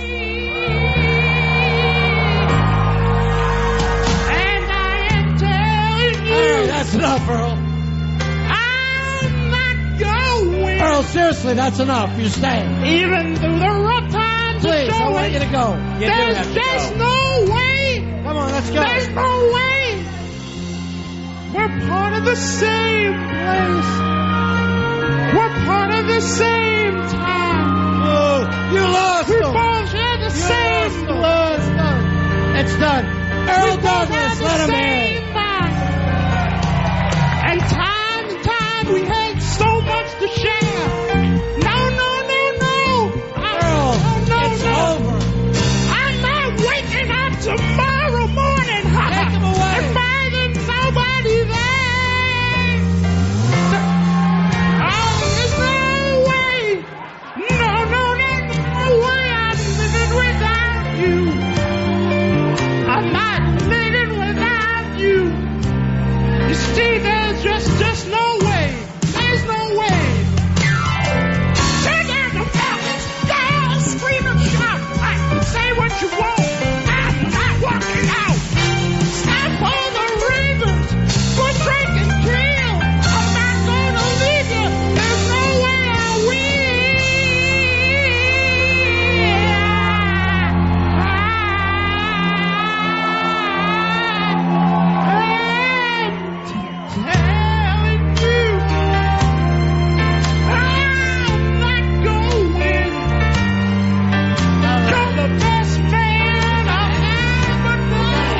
They won't no way go. I can go.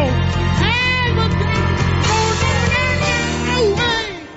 no way I'm living without you. Johnny, do something.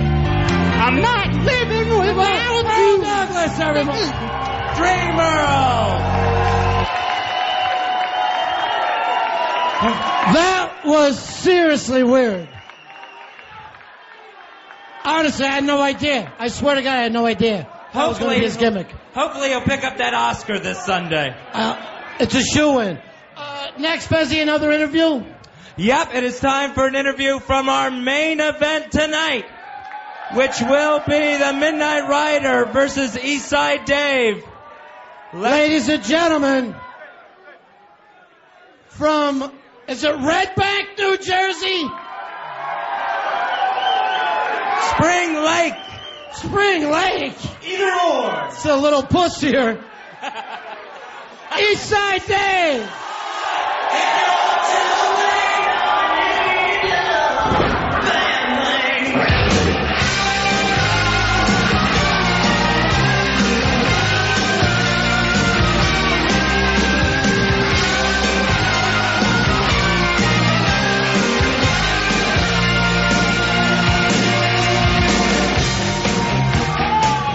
What are we talking? You know, I hear this Midnight Rider talking and not saying much of anything.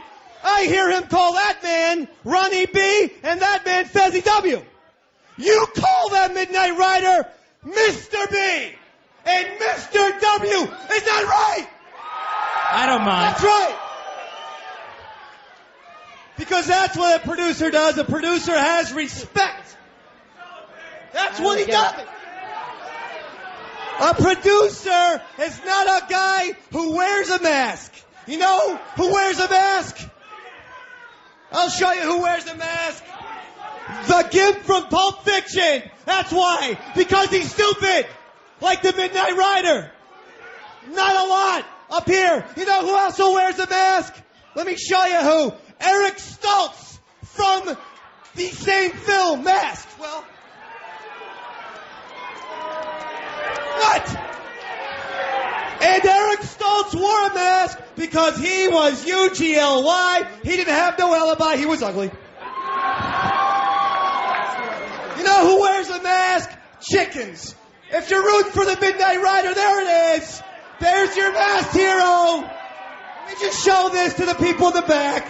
That's your hero right there. Hey, Midnight Chicken, you have anything to say?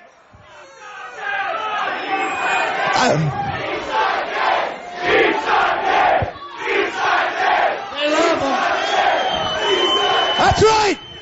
That's right. You know, I don't like to deal with props usually, but I do have a little friend here who's going to give me some strength for the match. A little friend who's been with me day in and day out. His name is Roberto. What is that, Fez? That's Roberto. Say hi, Roberto. Hi, everybody. He's good. Roberto. They're chanting for you, Roberto.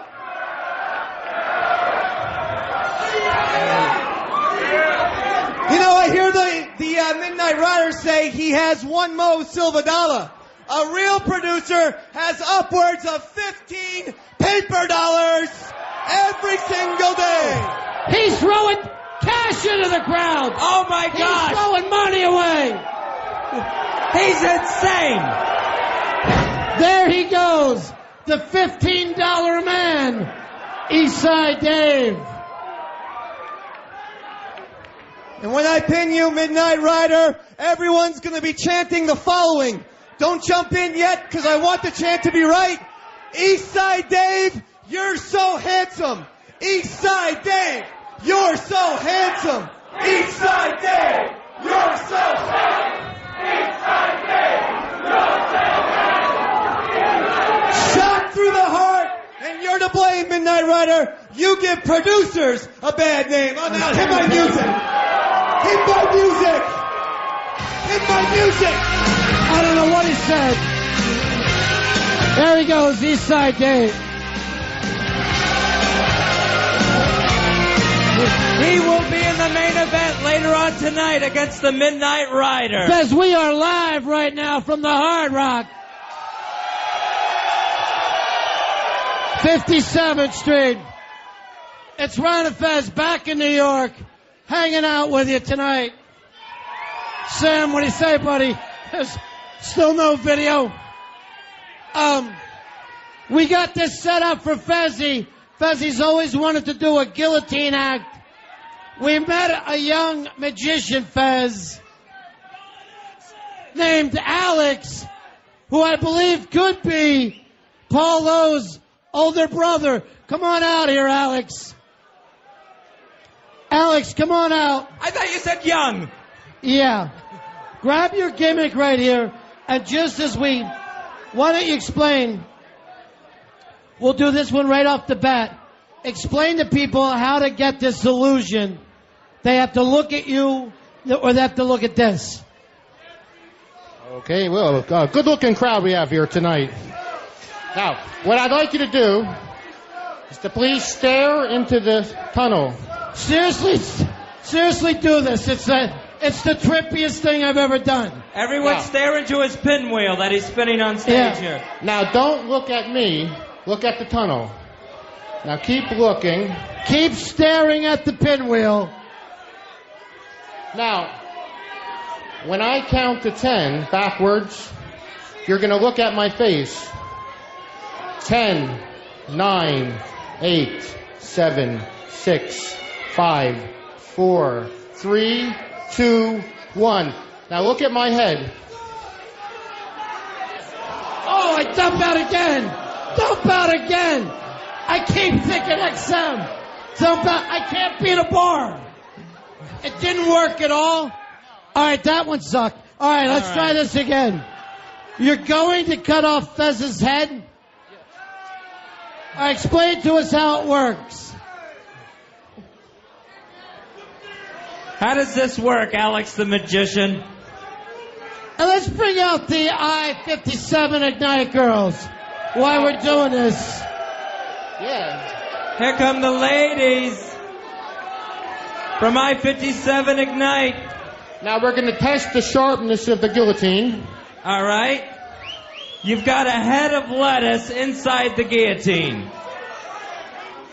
All right.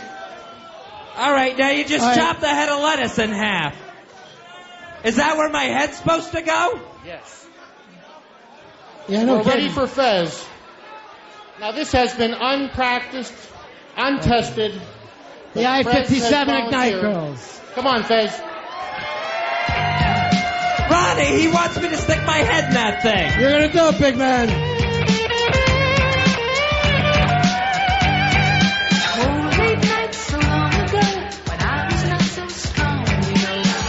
All right, just like this? I don't like this idea. All right. I've got a really thick neck and several chins, and I don't feel all that comfortable in here. All right, Ronnie, he's locking me in here. All right, Fezzy.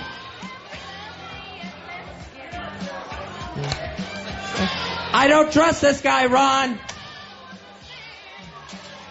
Now, I know you're a little claustrophobic. I am very claustrophobic, and right now I'm wearing a wooden necktie. Oh, and Fez, now while you're there, I'm going to remind you of your uncle. Now, I forgot. Remember your birthday? I forgot to clean up after the last act.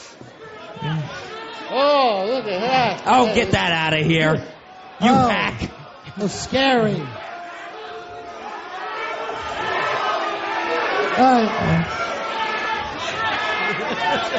Is it over yet? He messed up the trick. All right, hold on. I'm just going to unhook the safety wire. What? No, don't unhook anything. All right, there it is. Now let's see how funny this is. I don't think it's going to be funny. Get that lettuce off of my head. You know what? Wait. That is kind of even more fun. I don't care for this. Here, act like. Wait a minute, the I-57 Ignite girls want to kiss you goodbye, Fezzy. Oh. Girl germs. Girl germs. That's a... Oh, it's torture. Oh. Get him off me, it's a trick. All right, here he goes, Fez, and this is without the safety on. No, put the safety on. In all honesty, we've had some problems. I think I'm going to puke from those girls kissing me. Yeah, some mechanical problems, so we need... Put our butt in their face. We need complete silence for Fez's safety. Give him silence! Give him silence! Give him... Hey! This is... I think I know that guy. This is Henri Hard Rock Johnny. What do you say? You come over here and lay a moon on him. No, not the stink face! Not the stink face! The old-fashioned stink face. Come on, Johnny. No, Johnny, not the stink Stink face! I can't get it!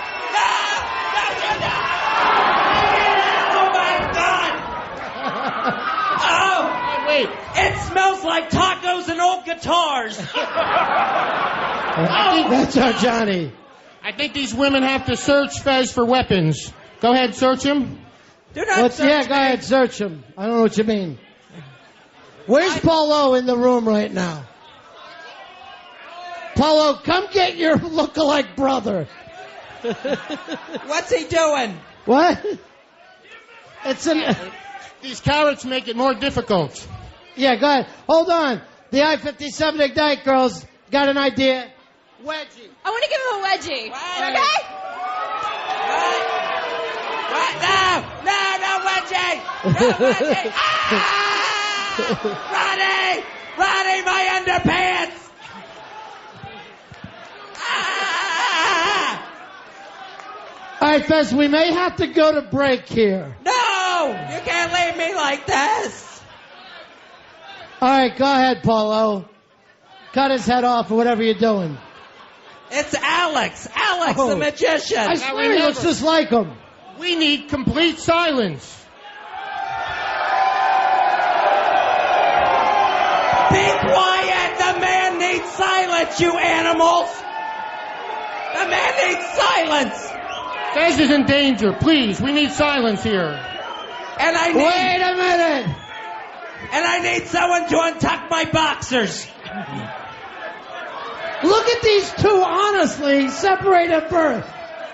Paulo and Alex. Is it over yet? We are ready.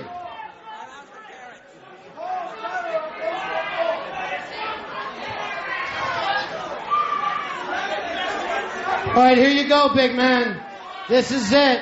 We love you, Fezzy. I don't like this, Ronnie. This guy's not good. He's not good, Fez. I don't want to do it. Am I still alive? Yeah, the whole thing's just a dumb trick. Oh, okay.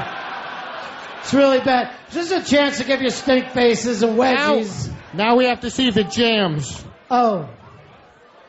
All right, can I please get out of the guillotine now? A success. Let me out of this thing.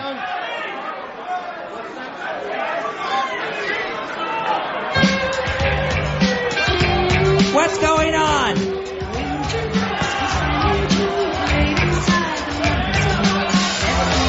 I want out. Ow. This nut hit me in the head.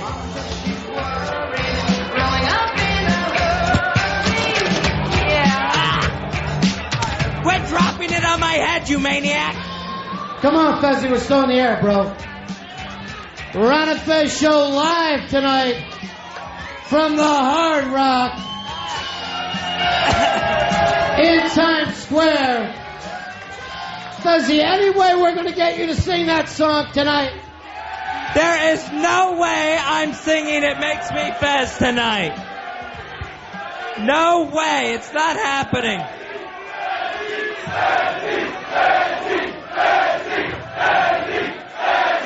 Now, I won't be singing tonight. but someone very special to me will be singing tonight. Really? That's right.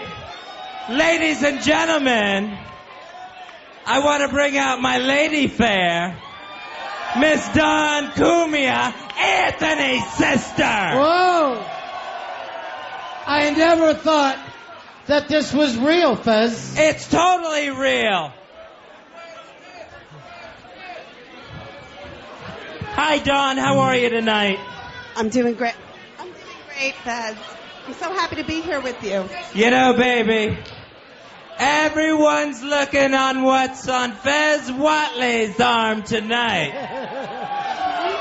That's right. Eat your heart out, losers, because this is coming home with me, baby. All right. Dawn, you're with Fez. Yes. And Fez is straight. Yeah. All right, you're ruining our act. You're ruining our act. I don't know what to do. I don't understand the problem, Ronnie. Why can't people accept us? Well, maybe because one of you is gay. Ronnie, don't say that about Dawn. All right. Well, I'll tell you what, this'll prove it. Dawn, are you ready to do a little number for me? I sure am, honey. All right. Ladies and gentlemen, with Art of the Topless, here's my gal, Dawn Cumia, singing Fez Loves Dawn.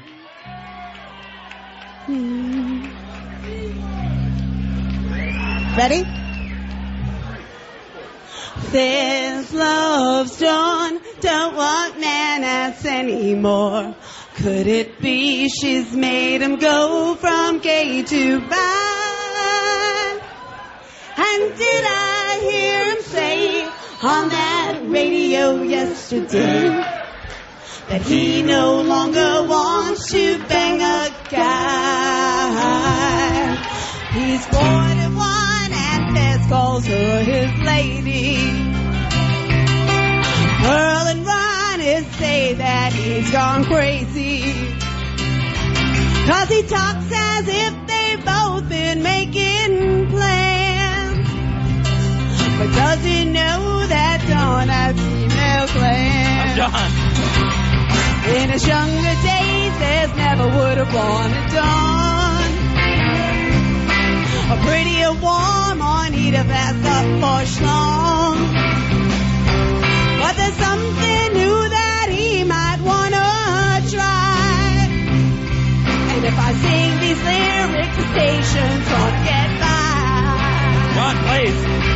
Fez loves Dawn, don't want man-ass anymore. Could it be she's made him go from gay to bi? And did I hear him say on that radio yesterday that he no longer wants to bang a guy? Fez loves Dawn, don't want man-ass anymore. Could it be she's made him go from gay to bi? And did I hear him say on that radio yesterday that he no longer wants to bang a guy? Fez loves Dawn, don't want man-ass anymore. Could it be she's made him go from gay to bi? And did I hear him say on that radio yesterday that he no longer wants to bang a guy? Fez loves Dawn, don't want man-ass anymore. Could it be she's made him go from gay to bi? Everybody, did I hear him say on that radio yesterday that he no longer wants to bang a guy? Yeah!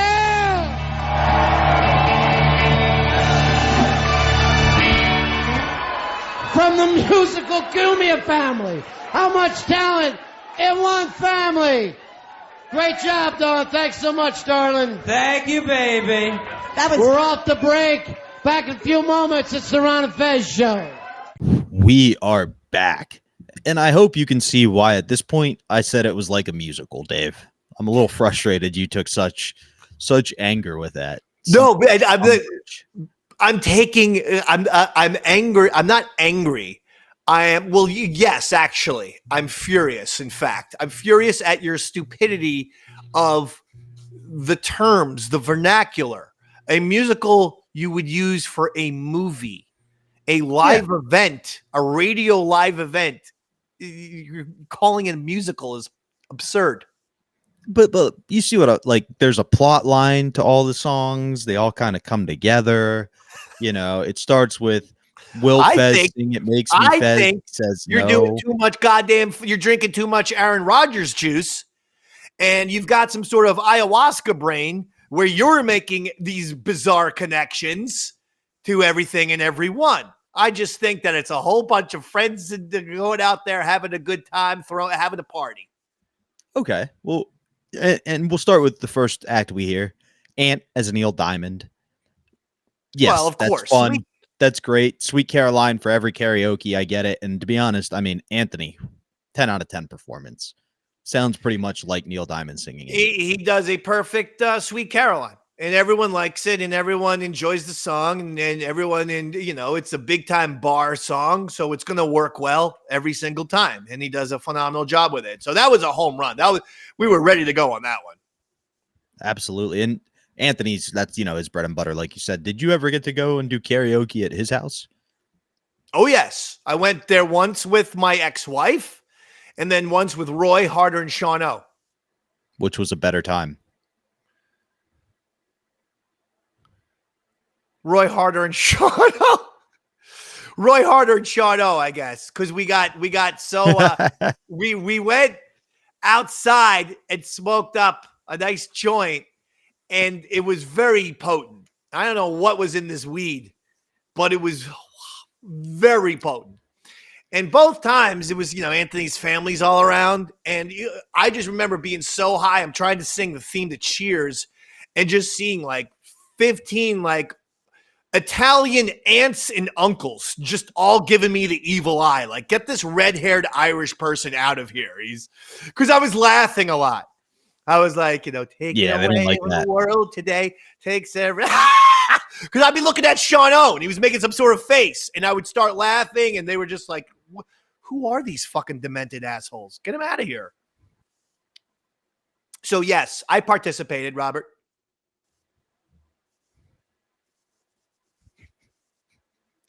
Huh? They didn't like it. They didn't care for it. And, maybe marijuana, the Italians don't like that. They like, we were only supposed to drink the sangria, I suppose. I don't know.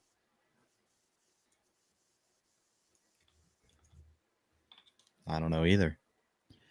The next thing that happens is my internet was really all laggy over the place. I didn't mean to just delay a few seconds there. Don't worry. We've established that I'm the star and that I am coming in clear. I am clear and present danger today, starring Harrison Ford. That's what I am. Robert's doing this from some cabin in Pennsylvania, but actually you look just fine. That the first segment, you were a little pixeled, but that's why we put you in a tiny little box. Yeah, but who knows what's recording, so that's why I was throwing that out there. Gotcha. The next thing that happens in the event is Ron teases the idea of "It Makes Me Fez." Fez says no, he's moved on, he won't do it, and the crowd starts chanting for him. And it's kind of fun to see at this point the crowd is 100% behind Fezzy. Oh, of course. They want him to do it. They want him to do it. Oh, and whoa. Fez live is going to kill it. Of course. Fez with a live audience is the best we ever see Fez. Yeah. 100%.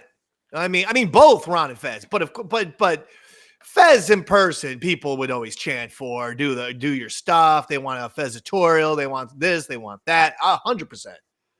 And then the next act that follows when he won't sing his song is Paranoid. How did you get to meet Paranoid for the first time? The first time I met Paranoid was actually when me and Earl and Ron Fez had to go down to Washington, D.C. to do an episode or to do a show or two. And that was the first time because Paranoid, I guess, from that area, Virginia or wherever the fuck. And didn't look like how I pictured him. had like very long hair, and just looked a little different. You know what he looked like to me? This is a very, very obscure reference, but sports fans would know. There's a guy who follows all the major sporting events, and they call him Marlins Man. He always has a Miami Marlins visor and a Miami Marlins shirt. But he'll go like he was at the World Series last year between the Yankees and Dodgers, still with his stupid fucking Marlins gimmick. Like, and he'll show up at the Super Bowl still in the Marlins gimmick. So it doesn't have to be Miami Marlins, is my point. Anyway, if you look at Marlins Man, Google him, that's what Paranoid looks like. Very interesting. Yeah. Now they kind of tease it like he's gonna sing a different song, and then he leans into Fatty Pneumonia. How did the audience receive that? Like in the room? I wasn't out there at this point. Okay. I think I remember being backstage for this, but I think people like Paranoid. Yeah, absolutely. So here's why I asked that, for two reasons. One, the crowd was literally just chanting Fez, Fez, Fez, and then he goes into a song kind of mocking Fez. Well, it's an homage. It's a tribute to Fez. And seeing Paranoid's play live versus listening to his songs kind of has to be like listening to Daft Punk do an acoustic set. Like there's not all the effects and sounds you're normally used to, and it was very good. I enjoyed it, but it was just different, so I wasn't sure how the crowd responded in the room. It sounded good. His music is layered with little things that he does on the computer, which makes his song. He had a Beck-ish quality for radio song parody guys. He was the Beck of radio song parody guys. So you're right. It doesn't always work live. You're saying he's a loser, baby? No, why don't we kill him? You know what I'm saying. That's a Beck song. I was quoting. I wasn't actually calling him a loser, Dave. I love Paranoid. And then the first bit of what I would call the musical occurs, where Ron goes to throw Earl off the stage, and Earl says, and off the show. And Earl goes, no, I won't leave. And then Earl sings, I won't go. And it's a very high-pitched female song. He does it very well. So you're saying musical. I'm going to now officially destroy that. This all sounds professional wrestling to me. This is all perfect for the big ass bash. This is wrestling. All of this. Yeah, this is much more than a stupid fucking musical, which you seem infatuated with and you can't stop saying. This is wrestling, dude. We're working. We're setting it up. Earl, what is Earl going to – he's not going to cut a promo. He's not in a match. He's also not funny, so he's not going to do 3 minutes of stand-up. But what we can do is we have a thing where Earl's upset, and then all of a sudden he gets into a song. We're on the radio. That will translate. Boom. Wrestling. Big-ass bash. That's what that is. Maybe I got them confused because they're both gay. That's very offensive to the wrestling fans out there, of which I am one. It's offensive to everybody. That was just an offensive joke in general. You're behind the times. Wrestling's very mainstream right now. No, I love wrestling. I'm just teasing.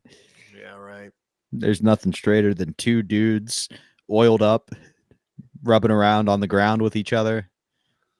You could say that about anything. I can. So you don't watch UFC? Same thing. All right. Well, you did find the Achilles heel to my argument there, Dave. I was hoping it would take you a minute to get to the UFC. Fucking go. Just go. I love people who do. I had a friend who would mock baseball because he'd it's just a bunch of guys, in tight pants. And I'm like, but you're a football player. They literally have skin tight fucking rubber for pants. Football pants are way tighter than baseball pants. I wasn't picking a fight between those sports. I'm with you, Dave, man. They're both just equally tight. And in baseball, they're chasing a dude trying to get him on the ground. I'm just saying, in baseball, you at least have the option. Some guys wear baggier pants. In football, you don't even have that option. And they don't even cover like your shins. So it's kind of like those like lady pants that like women wear in the spring. Like, yeah, capris. Fucking don't give me shit. So it was a planned idea to get the audience. It was good, regardless of if it was professional wrestling or some other form of the art. Worked. It was a work. It was a great work. How did the audience pick up on this being the turning point to now start to support Earl? Like, was just a natural thing with I guess Anthony giving them the credit, and then this little bit, and then Earl's going to sing a song. People were in a very festive mood this night. This was a raucous night. This was people drinking. This was people indulging themselves. This is people ready to partay. This had a very big time.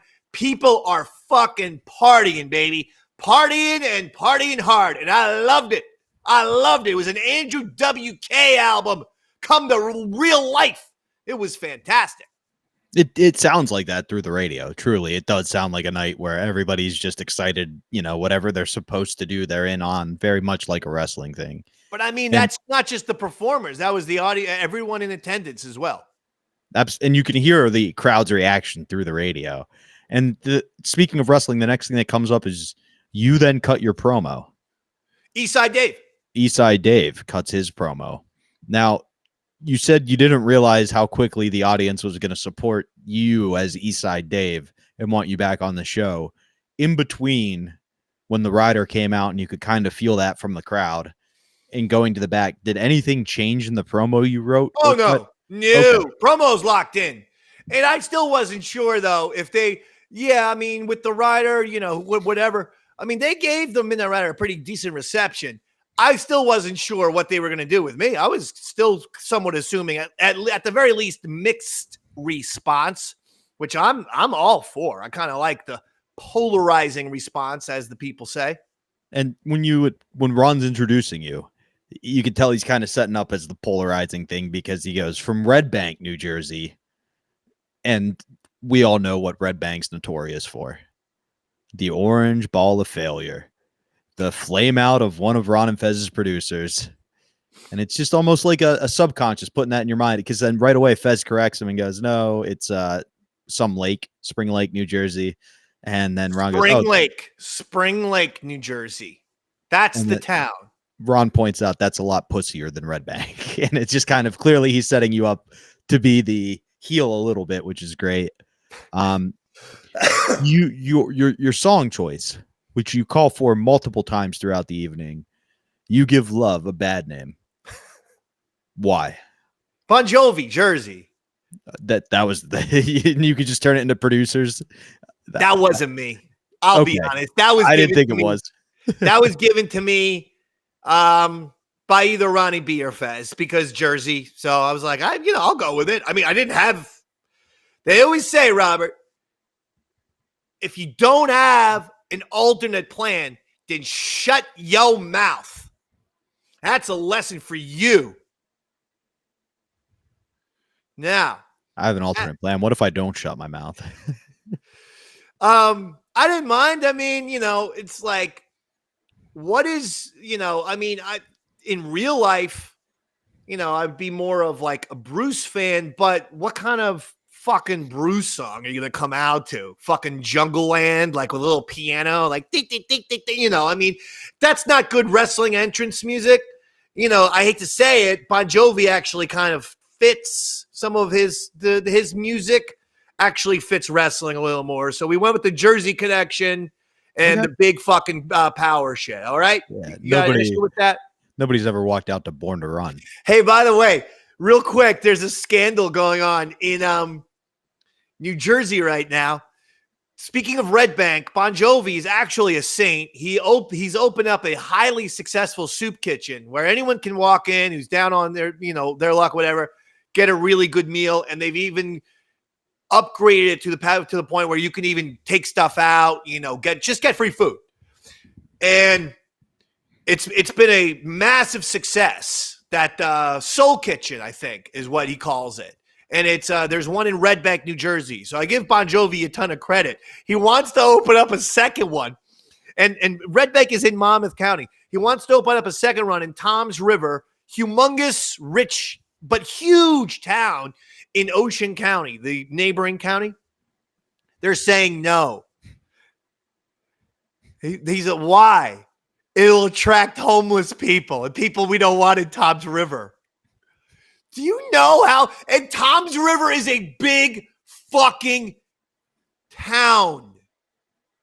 You know how evil you are that you're preventing John Bon Jovi from opening up a restaurant that fucking helps out people? Holy cow. People are callous. Fucking. Anyway, that's my little diatribe right there. They give Jersey a bad name. Well, it's just, come on. So that makes sense. That's why you went with that. I mean, I would have chose something cool, but I get it. You're doing that. Your promo in general seems very silly. Very much. And I mean that in a complimentary way. Like, you're mocking the rider and pointing out how kind of preposterous he is. Like, at one point you go, I heard him say he has one more silver dollar. A real producer needs at least 15. And then you throw a bunch of singles in the air. That was real money too. That came out of my pocket. I should have fucking billed Free FM and Sirius XM for that cash. I don't know if it's too late. You guys owe me $15. And because this was 2007, I just did. Hold on, let me do the interest. And you owe me $35,000. That's fair. The interest on $15 from 2007. 35 G's right now in 2025. So that's what you owe me, Sirius XM and Free FM. $35,000, $35K each. A piece. A piece. I like that. Then you brought out 70 Roberto. G's. Which would finally get me paid like an Opie and Anthony producer. All right, go ahead. Then you brought out Roberto for your promo. Now, you have a problem with this? No, not at all. Not even remotely. I don't want to give anything away, but we learned that there perhaps might have been more for Roberto to do during the match that never got to actually occur. Yep. So was Roberto supposed to be an integral part of the match that we never got to see, and that's why he was part of the promo? Or was it just, hey, Dave's back, this is one of his beloved bits, let's bring out Roberto? You're not going to do bored gossip in the middle of the Hard Rock. No, I had Roberto as part of the promo, and then he was going to be a part of the match and do a little something that he never got to do, something towards the end of the match that he was going to be a part of. But right now, Roberto was, wildly popular, and he needed to make an appearance. And I mean, listen to the pop that Roberto gets here. I mean, come on, people are into it. It's great. I've never seen a puppet, perhaps outside of like when Jeff Dunham pulls out the racist one and the whole crowd goes nuts. Then when you did, like, pulled out a puppet. I've never seen a puppet get that kind of response. Fucking Big Bird doesn't get that kind of response. Well, Roberto is very popular. He's just a delightful. He's a delightful little guy, Absolutely. All right, and that's how you cut your promo. You end with Roberto. Then you go away. Is this where you're starting to get in the back? You're going through the rundown of, okay, this is what's going to happen in the match, X, Y, and Z. Yeah, we're going over the match probably at this point. And, it was so we figured out that it needed obviously to be a tag team match. So I had a professional wrestler, and then there were two professional wrestlers I was going against. And I was, it was me and my guy. And then we had one of the professional wrestlers dressed up like a Midnight Rider so that we could actually execute an Eastside Dave versus Midnight Rider. But of course, for the very observant, the Midnight Rider's physique was absolutely fantastic. I mean, I'm not sure people realized the Rider's physique at this point. Yeah, Fez points that out right away. But before we get to that, you're just not out there for the next couple of bits, and I was curious where you went to. If you were doing now, it's just chill time until the match, I believe, for me. And so, what's your head like back there? I like you nailed the first things that you said made you nervous, but now it's literally why everybody's in this room. The night's been great so far. The promos are, I wanted to make sure I did a decent job on the promos. I did. I actually enjoyed myself. just like this past weekend at IWF, I told Kevin Knight, give me the mic and let the fucking magic happen. I didn't have shit planned, and I fucking killed my goddamn promo this past weekend, and I didn't have a fucking word written down, dogs. With this one, I had them written down, but I actually got very relaxed. And now I was excited because now I actually wanted to do the wrestling match. This was my first match, by the way. You realize that since I've been doing 9 years now with IWF, that really I can call myself a professional wrestler, but that means that then my first technical match started here. So that means if this is 07, I've had an 18-year wrestling career. I want that on the books. Who would keep it off, Dave? You're my favorite professional wrestler. People ask all the time, who's your favorite professional wrestler? I go, Eastside Dave McDonald, Father David. You heard that my team, the East Side Empire, my group, my faction that I run, you heard that we walked out of IWF Unstoppable this past weekend with all the gold, didn't you? Did you hear that? I did hear that. That's a talk of the town. The gold, including the World Heavyweight Championship. Which is crazy because you're not even a heavyweight. But my men are, Daddy. My men are. Well, not first class Justin Adams. He's very, very pint-sized. But he's only there to give us, some supermodel contracts. We put him front and center for all the commercials, the media. He's the cute little, Tom Cruise element of the fucking but the rest of us are fucking big boys. You would say Justin Adams is like the Roy Harder of the Davey Max sports program. Yeah, I mean, very small, but very skilled. Beautiful. Very skilled and very charismatic. I just meant beautiful, but I get what you're saying. Now, while you're backstage, two very interesting things happen.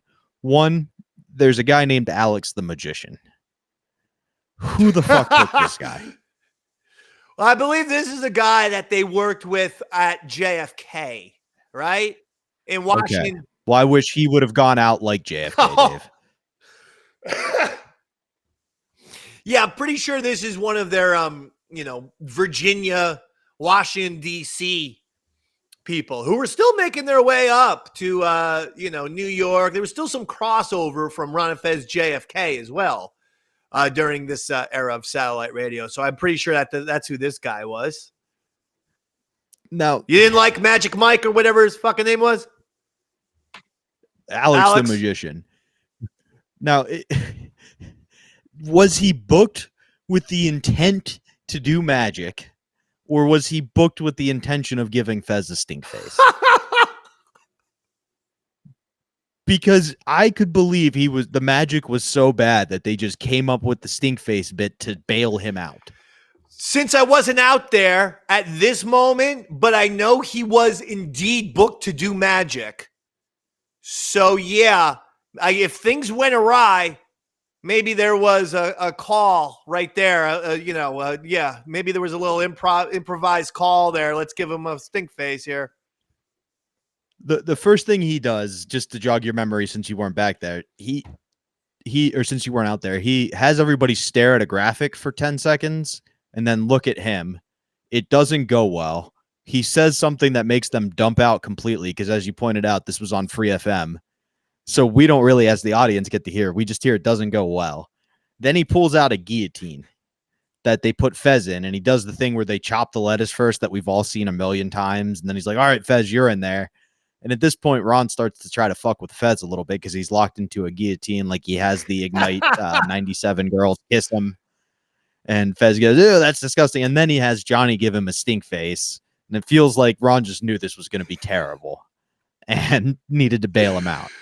Maybe he had the stink face planned, but there was probably, I'm sure he also said, Johnny, get out there. Help us, please. Well, and that was going to lead me to my next question. Johnny always is involved with the live events at his place, but it never feels like he's asking to be a part of the live event. Like, it's always just like, oh, you're Hard Rock Johnny. We know you. You're the owner. Get in there and step up. Was he that good of a role player when we met him at FezCon? Oh, yeah. Johnny's like great, but he likes being on the air. for sure. Johnny enjoys enjoys the talking and the whatnot. So if you give him a little something, a little on air thing, he enjoys that. But Johnny definitely a lot of tools in the toolbox. He was in charge of a lot of stuff at the Hard Rock for sure. That makes sense. And I guess what I'm asking is it was more just you guys knew he was good on air and could use him in the moment. It wasn't like when Madison Square Garden books the Eagles and the owner of MSG makes his band open up if the Eagles don't play MSG. They had known Johnny also for years. They had known Johnny going back to WNEW. Yeah. So at this point, like, they had known Johnny for a long time. So yeah, no, Johnny's good on the air. They knew him from when he was doo-wop Johnny. Nice. I get it. One day. You can have that one. And then perhaps my favorite act of the evening is when Fez goes, I won't sing because they try to get him to sing. It makes me Fez again. He goes, but somebody here will sing for me. And Don Cumia comes out. And like, holy shit, Dave. The Cumias could be the Partridge family if the Partridges were a real family and less gay. The Cumias, amazingly musical people. I mean, look at it. Yeah, Dawn can sing too. I mean, and she sings a stirring rendition of She Made Fez Go From Gay to Bi. He says on the radio he doesn't want NS anymore.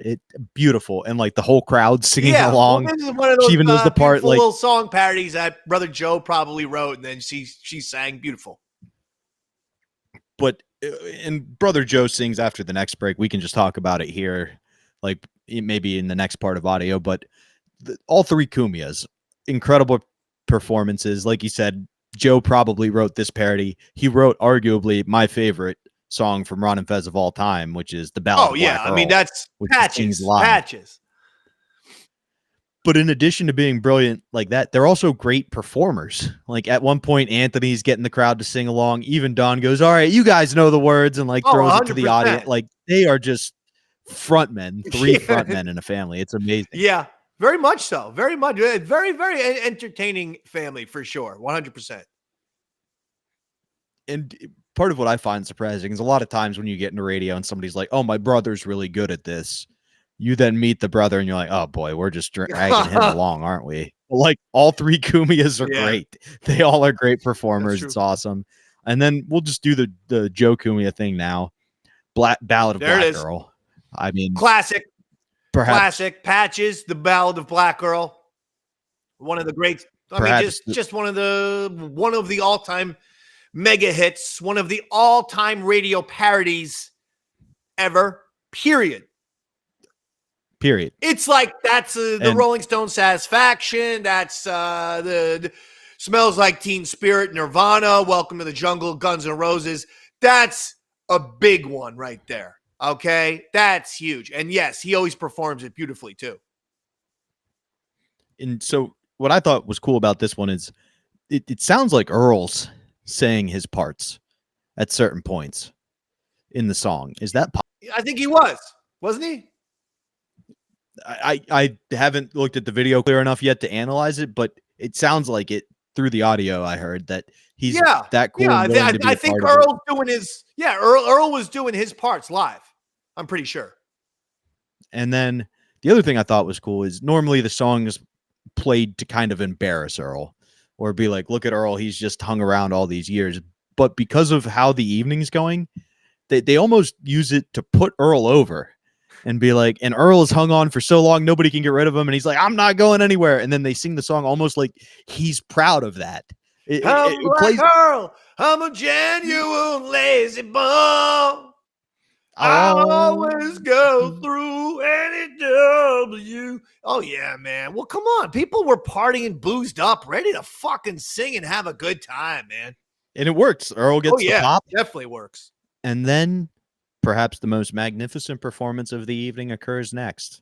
Live from the Hard Rock Café in Times Square, the Ron and Fez Big Ass Bash. Free FM.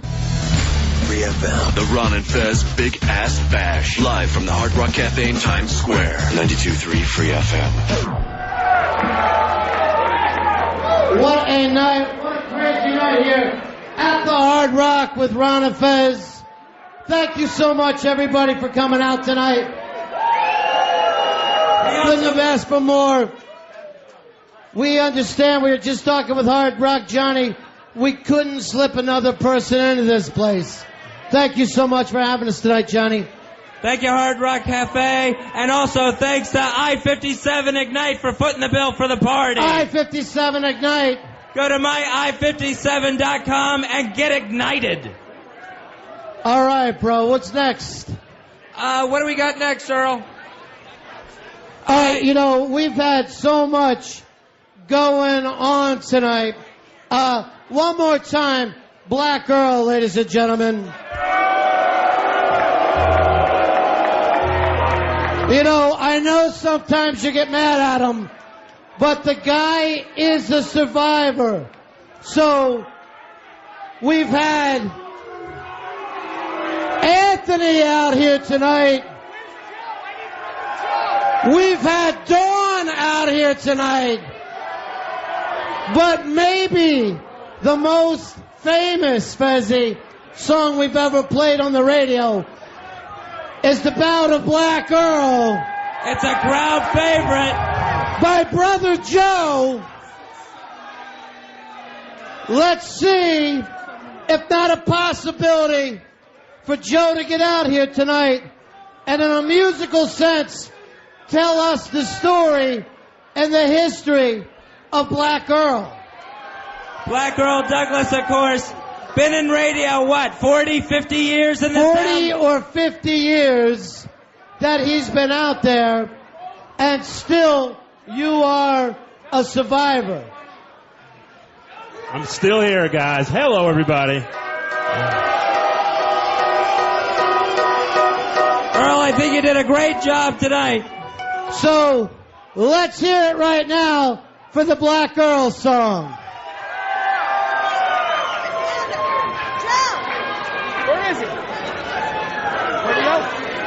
Hold on, here comes Joe. I was born and raised in New York City. And I house a project way up in the hood.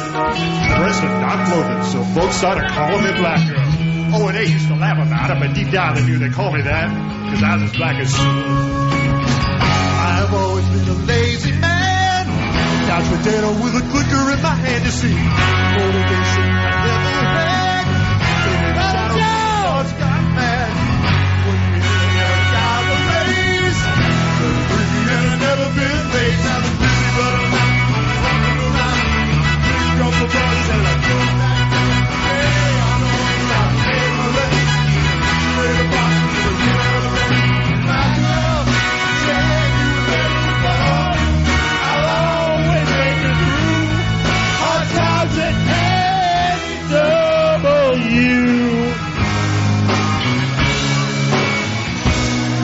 And one day some lame brains came. I was Bill Carmazzi came and took O&A away. And at the age of 38, I felt like I was counting away the whole station. Every morning I would lock the door, lay down and sleep a little more. And I put away the bathroom key. Everybody was betting on me. I ain't a chance. Everything, Lord, is a curtain, baby. Another thing, every time I'm so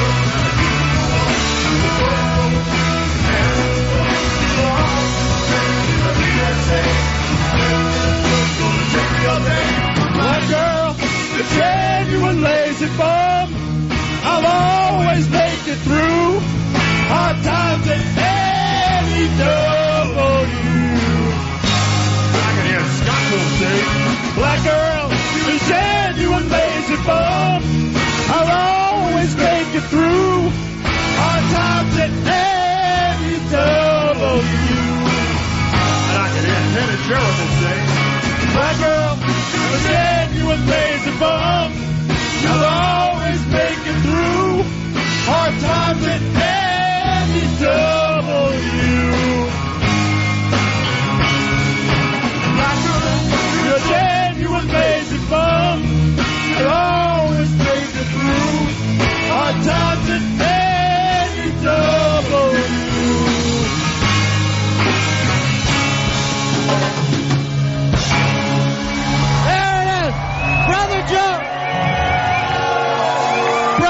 Joe. Let him hear it, folks. Brother Joe. Beautiful job, Joe. Nice work, Brother Joe. Brother Joe, there he goes with the Black Earl song. Hey, Aunt, do you have a nephew or a niece I don't know about? Ladies. Somebody playing a tuba or a trombone. What a family. Fezzy, hanging out here tonight, hearing all the music coming down, and it makes me think, I really know that a lot of you guys haven't had the opportunity to see Fez Whatley before he peaked. 1, 2, 2, 2, 2. If you've ever went to YouTube, young Fez Whatley in the 90s, it was a great time, Fezzy. Any way at all, we can get you to work. And one more time, do It Makes Me Fez. Ronnie, that was a long time ago. That was a different Fez Whatley. That was a different Fez. Come on, folks. Maybe we can talk him into it. No. Please, no. It's really not something I want to do. It's not anything that I'm proud of. Fezzy! Fez! What? Look at this! We saved the Fez! We saved the golden coat! That's my gold sequence! Where did you find this? That's my old Fez! Yeah! There was a time when you weren't burned out, when you still had talent, when you cared about the show. When you were! I'm at a loss! I'm at a loss! No! Just try on the coat, Fez! Yeah? Just try on the coat! No! Just try on the coat!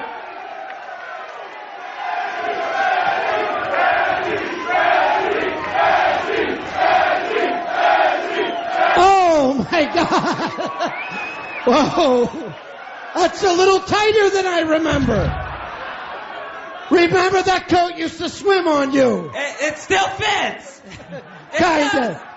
Well, try on the hat, Fez. No, I don't want to put the Fez on. Put the Fez on.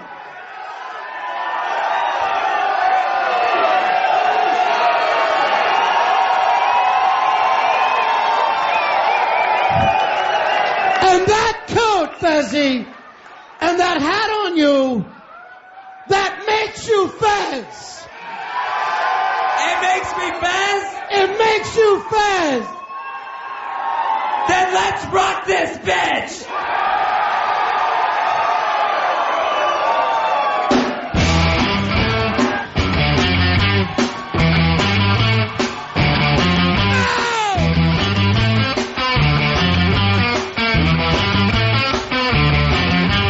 Does it make it gay if you dig Key West? Does it make you gay if you wear a dress? Does it make you gay like Ron says? Hell no, man. It makes you Fez. Does it make you gay if your love for men is growing? Does it make you gay if your little friend is showing? Does it make you gay to vote McGreevy for Prez? Hell no, man. It makes you Fez.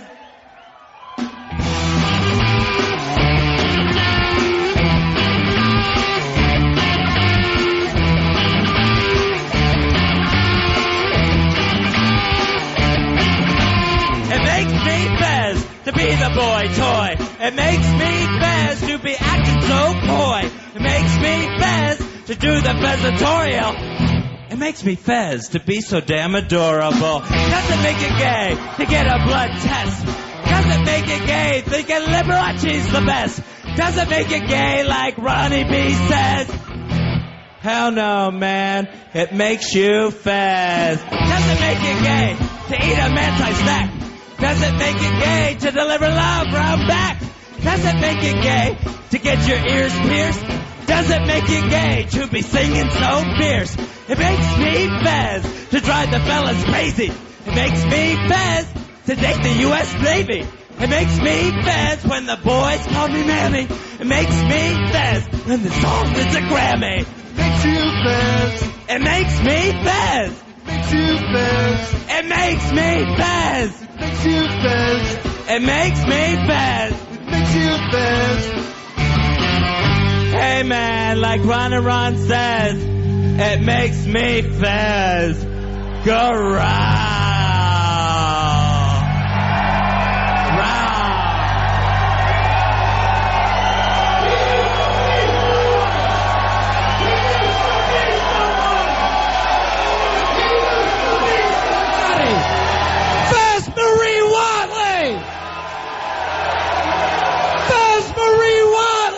I'm back, baby! I'm back! He's back! He's back!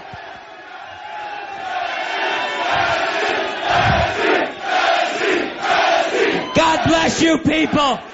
God bless you people tonight!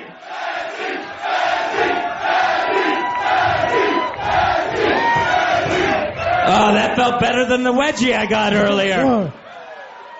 All right. Fez Watley, way to go, buddy. Thank you. Coming up in a little bit, Fezzy, we use this ring once again. We will find out who is going to win this tonight. Will it be Eastside Dave? Or is it going to be the Midnight Rider? It will be decided this very night in this very ring. Now, let me hear it one more time for the I-57 Ignite girls. They're doing a great job tonight. Everybody get ignited. Yeah, the I-57 Ignite, Fezzy. I busted it up, I put it in a glass bowl, and hit that thing like it was crack in the old days. Oh, yeah. And I mean, it's like being tied to the front of a rocket. That's the shot of Bougray, buddy. Yeah. The shot of Bougray is the secret. Who's next up here? All right, Ronnie. We got a guy here. I want everyone to be nice to him. We're going to bring out our buddy, Bobo. Bobo. Hey, Bobo. It's Bobo.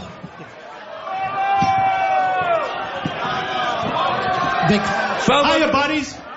Bobo, what are you going to perform tonight? Pope Bobo Baby. Pope Bobo Baby. Take it away, kiddo.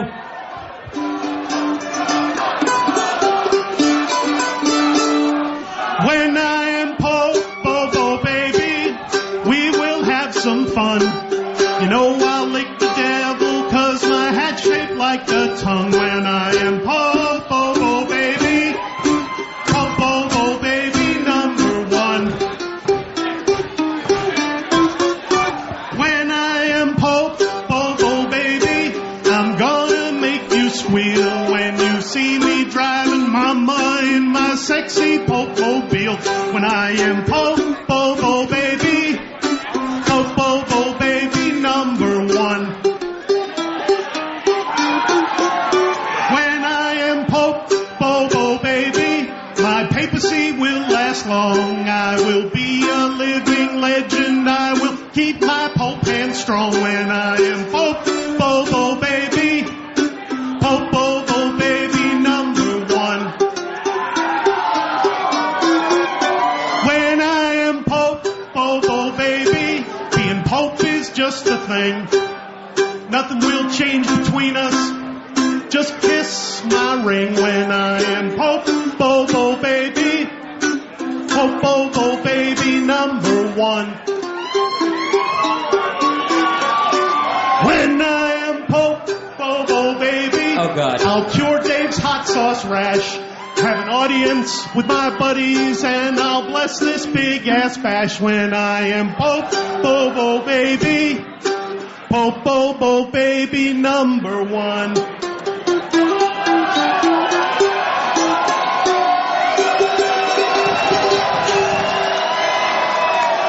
Bobo, ladies and gentlemen. Pope Bobo Baby. Pope Bobo Baby. Nice job. Nice job. All right. You don't see many ukulele acts at the Hard Rock Café. You know, folks, thanks for staying with us. We've been raising so much money for those kids tonight, and we're just not going to stop. You know, when I see this ring, Fezzy, and I know Eastside Dave stepping in here tonight, I'm thinking of some of the great wrestlers that have come from here in New York City. And I want to bring a gentleman out who you can hear later tonight on 92.3 Free FM. We used to call him the Human Suplex Machine. You know that music? It's Tazz! Tazz, ladies and gentlemen.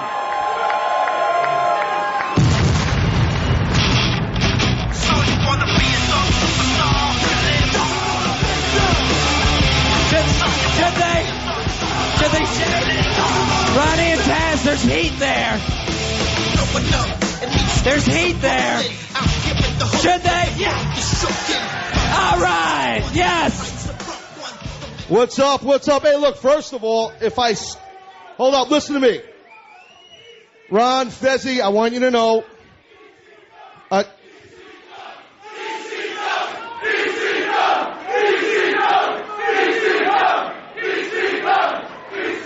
thank you. And so, Ron Fez, I want you to know, I just hung up the phone with Vince McMahon.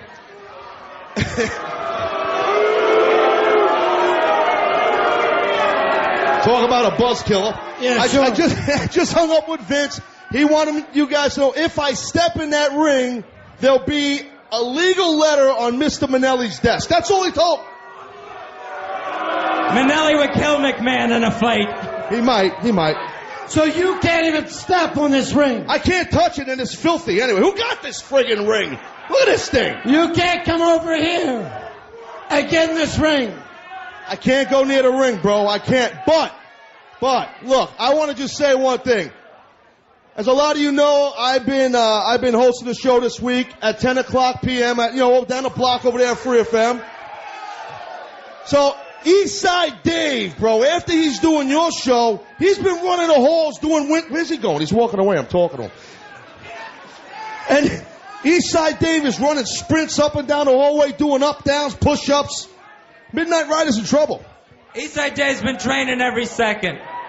But the Midnight Rider, KG veteran, Tazz. Yeah, Eastside Dave kind of looks like a wet noodle a little bit. He really does. He does. All right, so you can come out here, you can say hi, but when these guys show up, you got to save your money and get out of here. Well, I'm going to watch the match, But I don't want nobody getting a legal letter, you know what I'm saying? All right, bro. All right, well, let him hear it. He's here tonight. It's Tazz, ladies and gentlemen. Tazz, help me out. Thank you, guys. FM tonight at 10 o'clock. She loves you, Tazz. She's crazy about you. Outstanding. Look at this. Only the best for Ron and Fez. All right. I love these guys. I love everybody here. I love everybody. Love me. Love New York. Eastside Dave's going to kick some ass. Oh. One more thing. Hold on, Ashbet. One more thing. I tried to tell Eastside Dave, I tried to give him a little promo tip, but I'll say it for him. Right. Eastside Dave told me to tell the Midnight Rider, beat me if you can. So, they don't forget. Thank you very much. There he goes. Thank you, Tazz. Got some promo for us. It's Tazz. Thanks, buddy.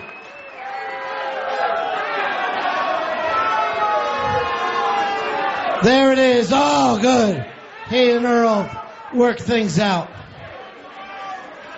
All right, Fezzy, let's get Paulo up here. He's got a movie that he has shot over the summers. He's here to do. We didn't get a chance to see your whole body. Take the shirt off, big man. Yeah, let's get undressed, Paulo. Let's strip down. Oh, this is nice, Ronnie. On his side meat, hi, Fezzy. Yeah. I appreciate that. Well, here's Riley Luck and Spoon. Oh, yeah. And, here's a swastika. Is that Anthony? Who wrote that? That's really hot, Paulo.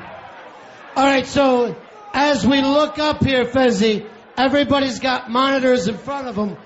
Polo, you shot this movie Gap that we are going to be showing here in just a few months in New York City. Tell us exactly what the film's about. Okay, well, we're going to try and keep it out of the mainstream media, keep it underground, and break down the firmaments and... I don't think you're going to have a problem with that, big man. Well, that's definitely... It's an underground movie. Gap is obviously a horror film, and here we're going to look at the trailer with a song from the Megasonics out of Peoria, Mouthful of Blood. All right, I don't know what he means. No. But if you look up right now to the screens, we will be able to see the premiere of Polo's film, Gap. Let's roll that trailer. Looks fascinating, Fez. I can't wait. Fascinating. But I love popcorn movies. Looks like there's two chairs. Two chairs ready to make something happen. Something very big is going to happen. Have they rolled the trailer? Here it goes, Polo. Here it is. Loading. Gap. I thought that was the name of it. Here it goes.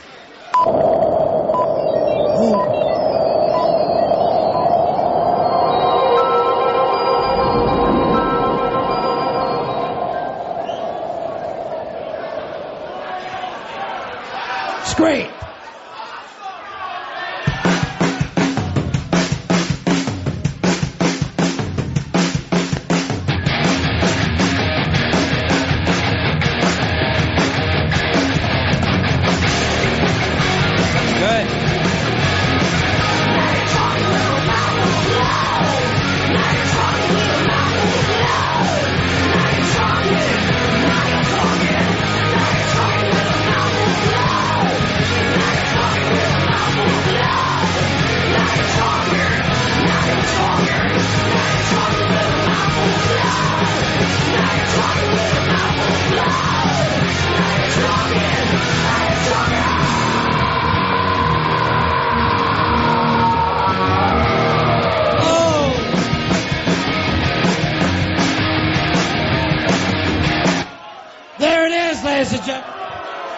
The world premiere trailer of Gap, directed by Polo.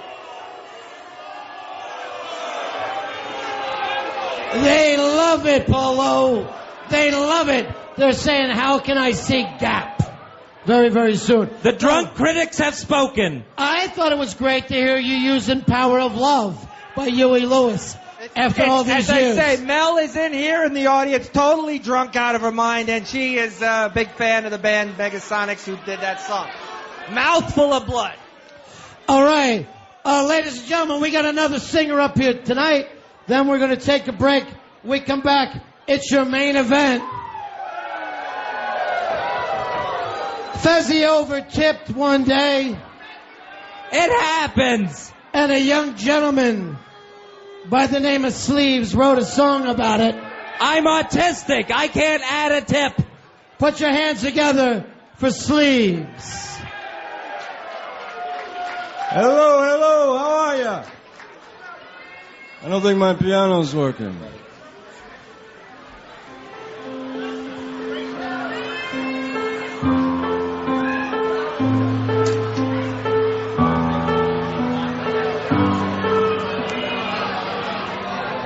It's my last night at the steakhouse, 'cause I haven't got a prayer. My debts and bets are piled up, my bills, my pockets bare. 'Cause I'm ragging out some bar glass when my eye runs to the door. There they stand, full men in hand. I'll serve them, carry out my plan. I'm gonna take it to the Brooklyn Bridge. I'm gonna rip me up in howling winds. I'm gonna swim it down the cold Black Sea. I'm gonna make it so they can't take me. Well, I seat the men as quickly as my arthritic legs allow. Here's a snapshot of me then. Can you tell how old I'm now? 'Cause I used to box on Sunday in the $20 fights. But you don't last long, and when you're done, they dim you like the lights. So I brought the steaks and sodas, sharp knives and chocolate treats. Took up the check and nearly died when I saw you'd left me all I'd need. I'm gonna take it to the racetrack. I'm gonna take it to the OTB. I'm gonna take it to the basement games. I'm gonna find myself a new bookie. I'm gonna win myself a whole new life. Run the tables and then find a wife. I'm gonna make it now and want to say it takes a rule. Come back any day. Thank you, Ron Fez.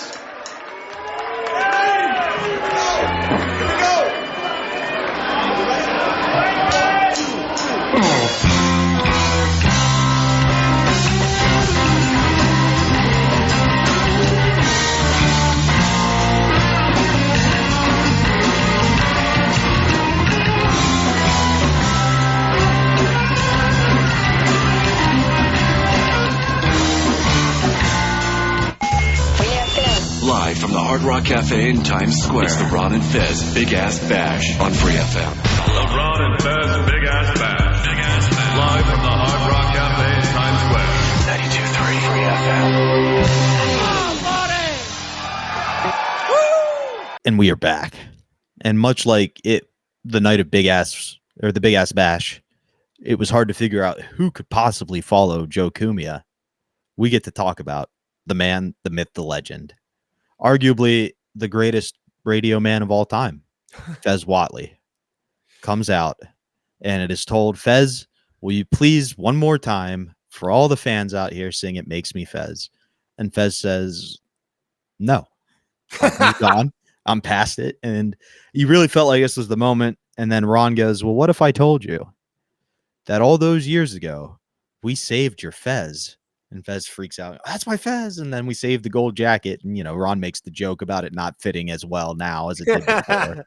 And then hits him with the classic, well, if you've got the Fez on your hat and the jacket on, what does that make you? And Fez goes, well, I guess it makes me Fez. And then it keeps him with the song.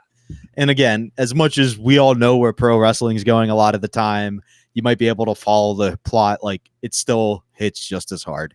Oh, this is fantastic. And that's what I'm saying. This is definitely wrestling, but this definitely, this is how you do it. It's the same thing as the baby face chasing the gold. There's always, obstacles. There's always things they have to overcome. There's always no. And then all of a sudden, you know what? Let's do it. And this was the musical performance of the night, without question. I would say by far. Without question. Because, again, I'm backstage, but I could hear the audience going insane. And I was like, did fucking Eddie Vedder just show up? Like, what the? It was loud. And people, it was like a fucking rock band. I don't know if Eddie Vedder could have gotten that pop, to be honest with you. It was amazing. So you heard a roar, and then people were absolutely singing along, and then going yelling the chorus of just it makes me Fez. This was fantastic. Without question, this was fantastic.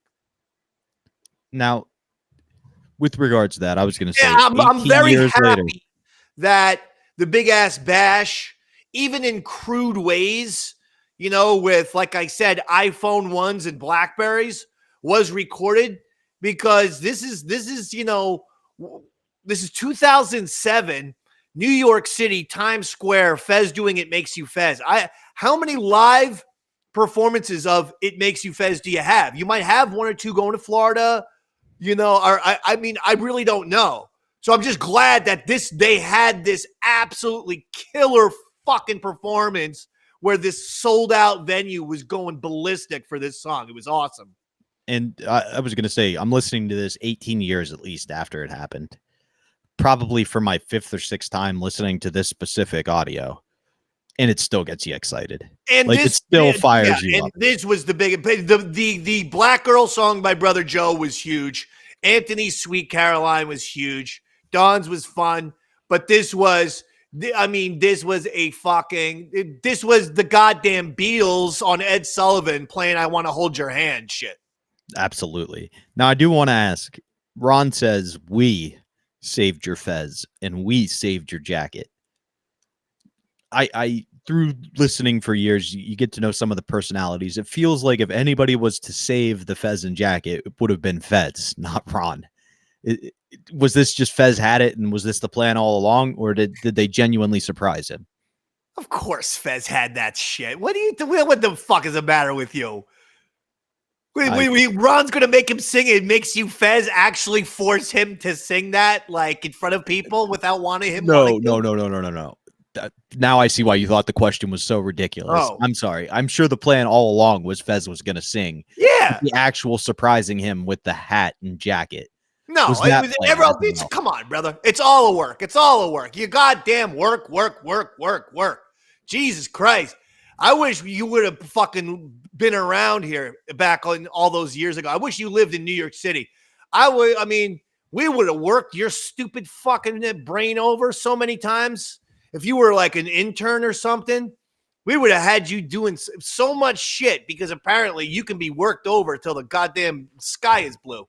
Well, some people thought that, and then it cost me my job. But anyway. Wait. Some people thought that, and it cost me your job? Yeah, I responded, and then when you're funnier, you I know, get but that's not a good threat. If you would have said some people thought that about me, and it cost them their job, then I'd be like, oh shit, I better stop. It's like some people said that about me, Dave, man, and then I got fired. Yeah, that's not a good threat to someone. Like, oh well. No, the only difference is I do the work for you, so it would be in the long run shooting you in the foot. You're never leaving, no matter how much abuse you have to take. No matter how many times I've tried, but Fez kills it. It's amazing. That was the best performance. Who's gonna follow up Fez? No one. Well, Shut and that's down why the fucking show. You're that's right. why I'm curious. We should have kept this a musical. I mean, seriously, it sounds like we could have just shut the show down. But ladies and gentlemen, we had a WrestleMania-esque match as well. Don't forget. Oh yeah, but you still had more acts. We did? Believe it or not. Yeah. Now, well, listen.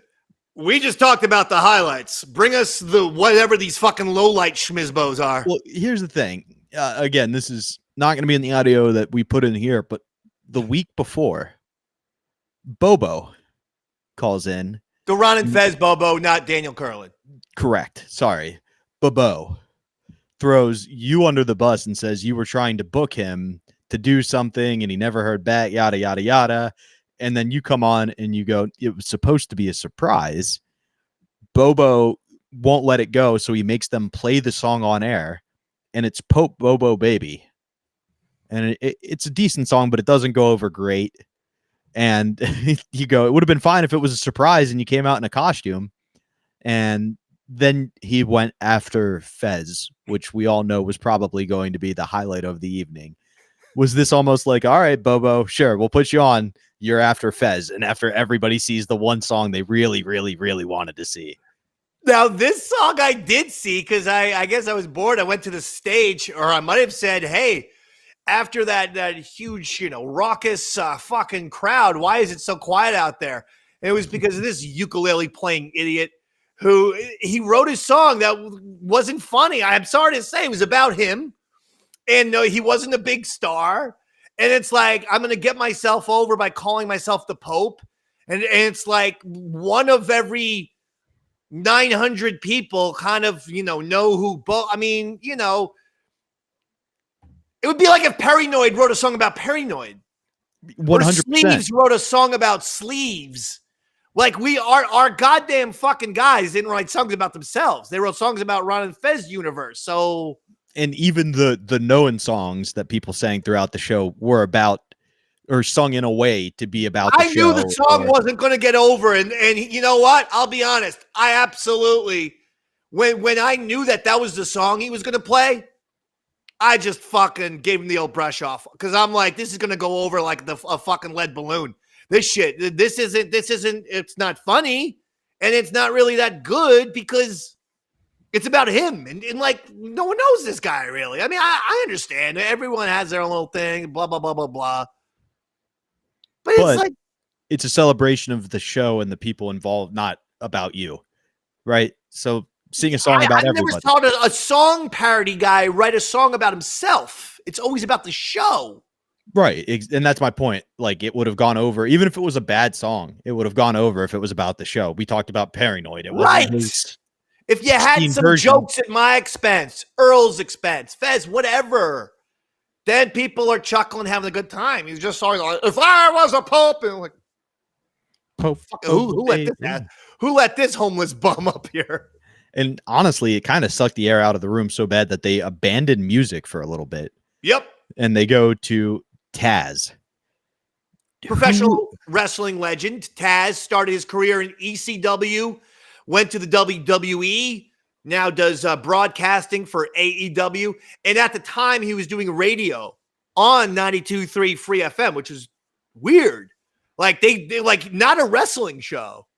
He was doing it, yeah. Yeah, they just gave Tazz a show, like, after, I think, Ron and Fez. So we're like, well, Tazz, we're having a wrestling event. You want to come to the event? So it's actually Tazz, the professional wrestler Tazz, who comes out here at this point, which was kind of funny. Small man. I mean, with all due respect, Dave Man towers over Tazz. Now, that does make sense because he doesn't go in the ring. He refuses to go down to the platform and be on the same height as everybody else. And I wondered if that had something to do with keeping the superstar mystique. I bet you it did, because it would have looked crazy, because they'd be like, Davey Mack is way bigger than the professional wrestling guy. And my question is, did he does something where he calls and he goes, Vince says he'll sue if I step foot in the ring, which, okay, that's funny. You know, that's funny. Yeah, it's good. It's a good way to get around it. But did he actually have anything to do with the match? Did he give you any guidance or insight? No, we actually had a pretty friendly, but it was like, he's a New York guy. He's from, I think, Brooklyn or whatever. And it's very much, he's a ball buster. He liked to bust my balls, but in a friendly way. And I didn't mind. I actually liked it. I was like, cool. You know, he's a professional wrestler. I like professional wrestling. I loved ECW. The promotion from Philly. And I was like, yeah. So we actually had a good relationship. So he was just coming in to speak a little bit, but no, he did not do the match. That was done by Danny Doring of ECW. Oh, wow. Well, we'll get to that in 1 second, because my question before we get to that was, obviously he's a wrestler. It's a wrestling match, but is this kind of like we saw with the what was it called? The Treehouse, where he was the show that followed Ron and Fez. He was buddies with them. They tried to help put him over, introduce their audience. Like, was that possibly what was happening? I know you said that Free FM's the one who put it together. Yeah. Was this trying to just push our own company? There's a good possibility. Because who were those other guys? There was a team that got fired because one of the guys did an Asian impression, an Asian accent, an Asian impression. I really forget their names, but in any event, J-Dubs, right? What? It wasn't the Treehouse or the Clubhouse. No. Okay. I forget who these guys were, but anyway, they were there, and then Tazz was there, and yeah, I have no doubt that maybe it was a little bit. Let's promote Tazz and Tazz's show a little bit. So that makes complete sense. And then my favorite thing is right before he leaves, he just goes, "What the hell's up with this ring? This is the nastiest ring I've ever seen. Who got this?" And just leaves. Why? Yeah, I know. No reason for that. None. None. Yeah, Not good the radio. show is going amazingly, except for Bobo. And now we got fucking Bobo and Tazz back to back. One guy doing a terrible fucking song, the other guy shitting all over the ring. Now, Tazz at least was able to get a pump out of the audience because he knew the old gimmicks from WWE and ECW. Keep in mind, so Tazz he was is able to. very, very big at this point. He was doing commentary for WWE SmackDown at the time. Wow. So in addition to a radio show, he's calling, he's on one of the WWE national shows doing commentary. So it was a pretty biggish deal to get Tazz to appear here. That's awesome. Yeah. What wasn't awesome is what occurred next. The Gap trailer. Oh no. Now, Paul, we all know the tragedy or the beautiful tragedy, if you want to call it that became the movie Gap. Well, you have to, if Davey Mac Tales from Satellite fans, go check out the Gap episode. We did that a long time ago. It's a wonderful, wonderful episode. Go check it out. That one is a keeper. But yes, Paulo's independent movie that he wrote and directed and starred in and edited himself, Gap, where he plays a serial killer and still unsure what even style of genre this movie is. It's one of the worst movies I've ever seen in my life, but I was the star of it. That's what everybody says. Well, I was the star of the beginning of it, and then he killed my character in the first 2 minutes. But everybody says that's where the movie should have ended. But unfortunately, it's about an hour and a half shitty movie of bad torture porn. Like, even if you were into torture porn, it's not good enough that you believe it. Anyway, at the time, everybody didn't know it was a steaming pile of shit yet. I'm sure there were a lot of assumptions. And we talked about the main reason that Paulo was there was to be autographed by everybody and humiliated a little bit, less about the trailer. But how was it received in the room? Like the minute it played, did everybody go, oh, this is going to be fucking terrible? Yeah. Or was there hope? No hope. Okay. It looked even shittier and crappier than the first 5 minutes of your pixelation on today's episode. Even though you had snapped in. You've snapped into clarity, which I appreciate. But the footage looked terrible. The acting looked atrocious. The shots were quite dull and boring. There was nothing to write home about with this trailer. It looked awful. And that can't be how you lead into the big main event, right? You can't have this god-awful trailer that sucked all the wind out of the room be what leads into the wrestling match. I don't recall. I'm backstage now for this entire time. Well, I'm just saying, as someone who's watching the flow of the show, it felt like everybody realized that couldn't be the last thing before we go into the match. What did we get after that? Well, there's one last musician, arguably the best musician other than Roy Harder, associated with the Ron and Fez show. A man we've had the privilege of interviewing. I will just say, are you going with Sleeves? Sherwin Sleeves. This was huge. So he did the Big Ass Bash? He did the Big Ass Bash. He played the piano live and sang. This has got to be one of maybe his only live performance. This fucking shit is like the last waltz. Yeah. This is fucking like insane. It's like one motherfucking goddamn Ron and Fez, Opie and Anthony star after another. My God. I'm glad I did a song. Or at least the writer with the fucking rawhide. I wish it was a lot better, but that ain't my fault. That's all on Crankcase and Mikey D. Nevertheless, this fucking thing is amazing. I'm surprised they didn't this guy, and out comes Neil Young at this point. My God. Or at least Anthony doing a Neil Young. What a cavalcade of stars here. Of all the songs Sleeves could have chosen to sing at this point, he went with It Takes a Rube, which is, of course, the song about Fez over tipping. But it also feels like perhaps he was addressing the audience as a whole. I would not doubt that, because Sleeves is a brilliant, he's a good-hearted man, but he's also quite evil. And I say that as a compliment. A compliment. Brilliant artist. I love him. I follow him on TikTok. He does all kinds of videos and poems and little music excerpts and shit. He's a good TikTok follow. So I do follow him on TikTok. He's wonderful. But yeah, I could see that. I could see he's being smart, being a little tongue in cheek. I could absolutely see him selecting that song for that reason. And like I said, brilliant. I would have gone with Comment McDonald. That's perhaps my favorite Sleeve song about when you got fired. What about the Midnight Rider? Great version too. But Dave, who do I work for? No, but I mean, Sleeves is he goes along with the lightning snoker. Open up, it's the Midnight Rider. You know, oh my God. That's Sleeves, one of my favorites. Sleeves is like my Pearl Jam. Different songs for different eras. I'm just saying, Comment McDonald. No, very underrated. That one's great too. I gotta tell you, every single song he does is amazing. I mean, I'm just gonna be honest with you.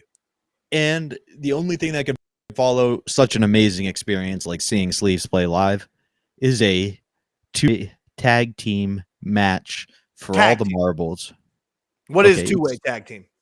I don't know. I thought it meant you had guys and girls. We have a tag team match between myself and my partner versus the Midnight Rider and the Rider's partner. And it's go time now. We're getting down to the brass tacks. We're getting to the main event. And I think we'll let the audience listen to the match, and then we'll hear your experience and your takes away. And if you're watching this on Patreon, we have this whole match on the video. So that is going to be very, very exciting. Yeah, that should be very, very exciting. I can't wait to sync that up. You are going to put that video in there. This is going to be an entirely new experience for the audience. We forgot to tease that at the beginning. But we are going to try to sync the audio with the camera.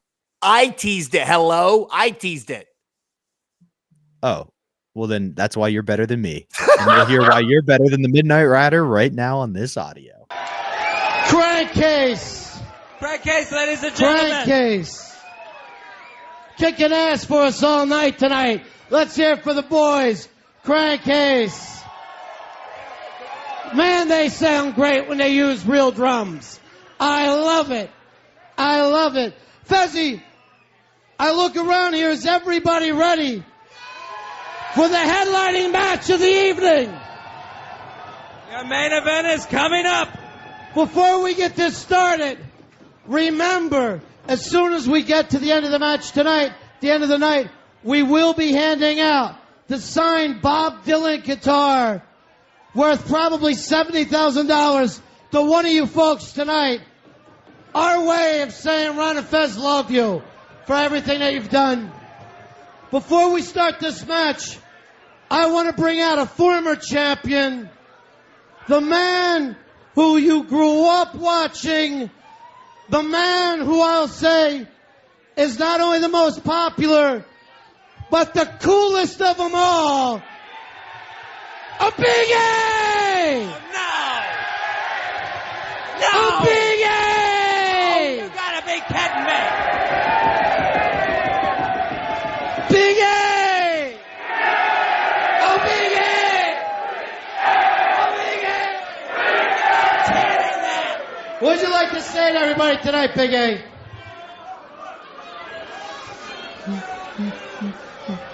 I'd like to welcome everybody here to the Hard Rock, the Big Ass Bash. A Big A! Yeah! Big deal. Big A, you have a young lady with you tonight.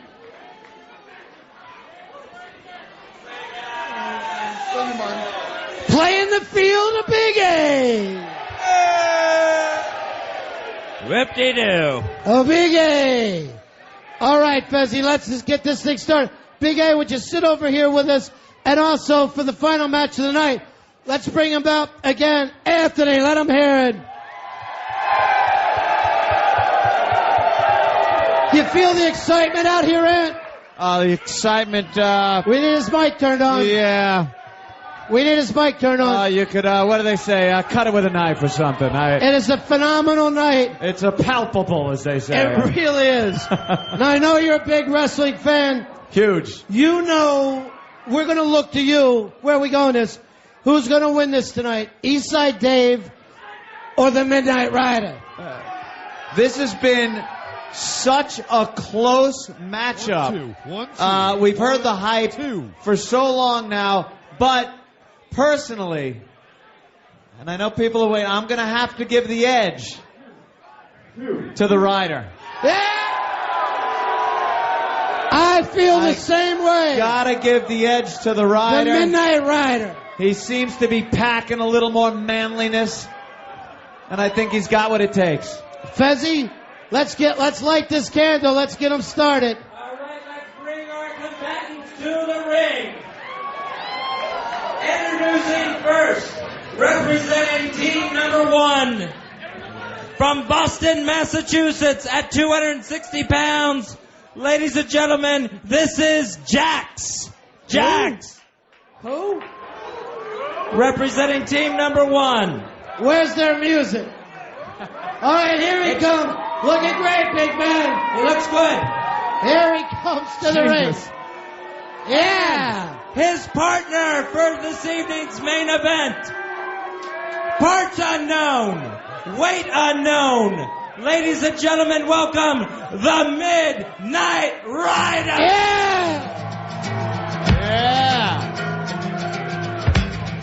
Here he comes on his way to the ring. Keep from high. The Midnight Rider. I'm bound. Yeah. Keep on riding. Yeah. The Midnight Rider. Silver dollar. Looks magnificent. Great. He is about in the best shape of his career. He looks fantastic. Ronnie. And ladies, he's single. The Midnight Rider. Ronnie. That is not the real Midnight The Midnight Rider. The Midnight Rider, everybody. The Midnight Rider. No, Ronnie, that is not the Midnight Rider. That's not him. I know the Rider. That's not him. He looks great. Wow, the shape he got himself in for this match. No. Well, that's why I picked him. That's why I picked him. The shape I saw he was in. That is The Midnight Rider, ladies Rider. and gentlemen.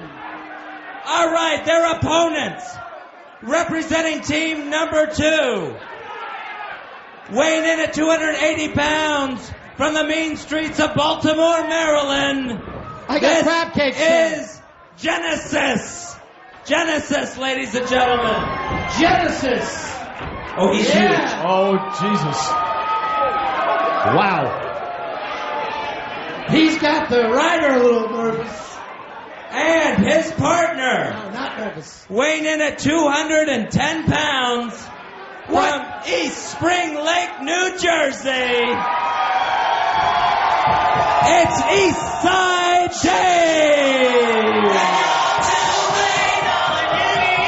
He's got an entourage. He's got an entourage. Oh, wow. And he's in shiny pants. Oh, yeah, the music, the ladies, the puppet, they're all here. They call him the Big Cheese, Ronnie.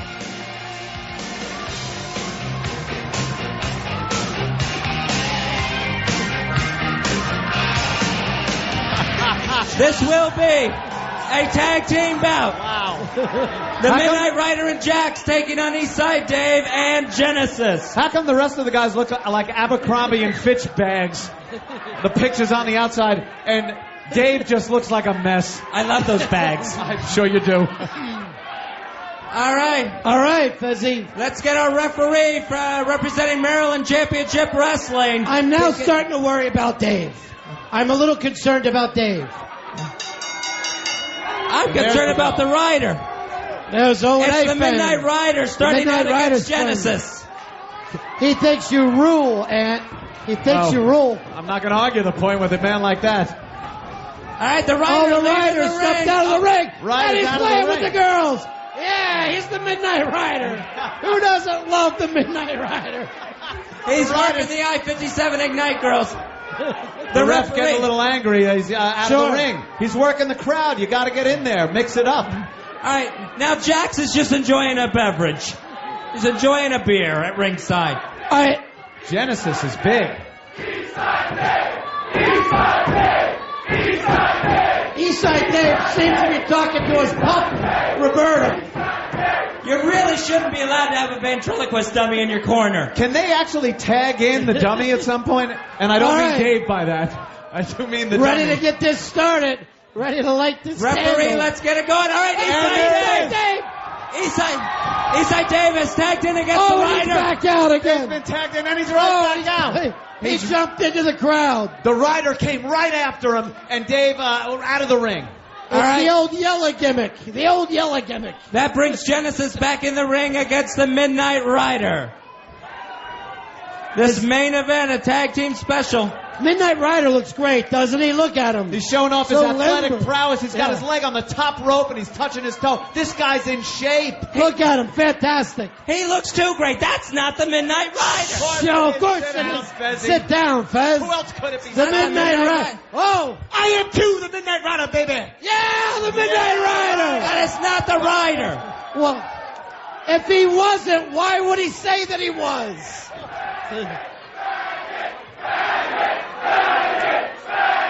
Well, they've spotted Fezzy.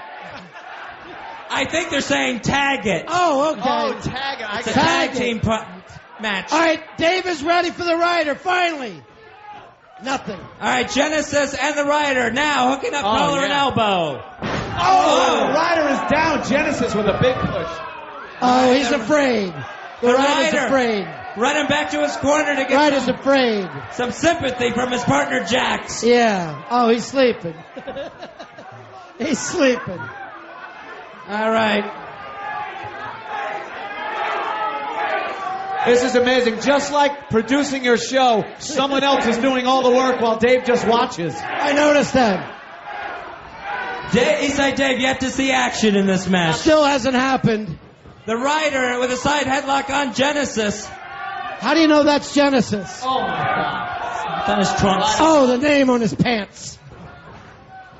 Uh-oh. Oh, he The Rider makes a head turns toss. it. The Rider turns it. Look at that flip. Athletic moves from the Rider. Off the close shoulder line. block The from Rider Genesis. in trouble. Genesis The close. Rider in serious trouble. I'm a And nervous the wreck. Rider is outside the ring. Should I stop this fight? No. He's trying to tag the girls. Go ahead, ladies. Give it a tag. Go in. Jax should concentrate more on the match than the I-57 Ignite girls. Rider slowly getting up. He's a little buzzed.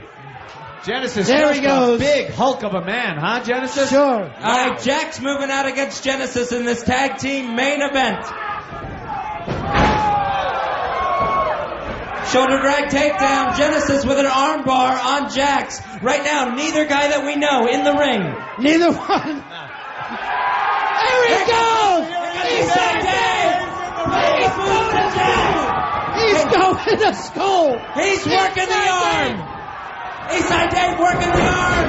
He takes Jax down. And an elbow. Working that bicep. Doing a lot of punishment. Yeah. And he tags back out. And he takes Genesis back in. It's Genesis against Jax as the main event continues here at the Big Ass Bash. Eastside Dave is all blown up, but for a few moments, Fezzy, he was a wrestler. Oh, that's a dirty this trick. could be over. This could be over. The Midnight Rider hits Genesis with a knee. is dead. Unbelievable. A close 2 count. Jax over Genesis. Jax What do you took a think, foot to Big the A? face, but he's back up. Big A, what do you think? The Rider back in. Well, Take let's a cheap see. shot. They want to see more action from Dave. I wonder why. The Rider begging Eastside Dave to tag in. As he If works. we finally get to see the Rider against Eastside Dave. Uh-oh. That's what we oh, want. no. Oh, I didn't expect this. The Rider is using Fezzy to swing from his mask. The Rider has to a sleeper choke hold him. on Genesis. He's got a cord around Genesis' neck. The referee sees it, breaks it up. My Thank God, that's he's what they're going there to for. Kill him. He's going to kill him. The refs are there to keep the rules, Fezzy. I wish you'd do a better job. You know, I'm ready to stop this one, Fezzy.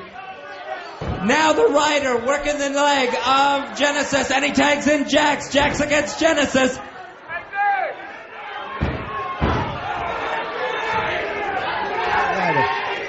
The Rider tags out. Ronnie, I'm telling you, that is not the real Midnight Rider. Of course it is. That is not the real Midnight Rider. He's in the best shape of his career He right looks there. fantastic.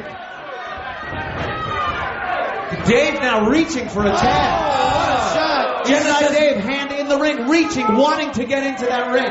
Genesis misses with a boot, and Jax catches him with a huge clothesline. Genesis trying to make his way over to tag. And, oh my God, Dave is holding in Ronaldo, the dummy, trying to get him to tag the dummy. Oh, watch this.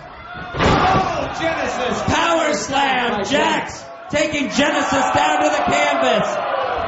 Oh, he's got Dave just went in on a spin. Broke up the tag. Eastside Dave broke up the tag.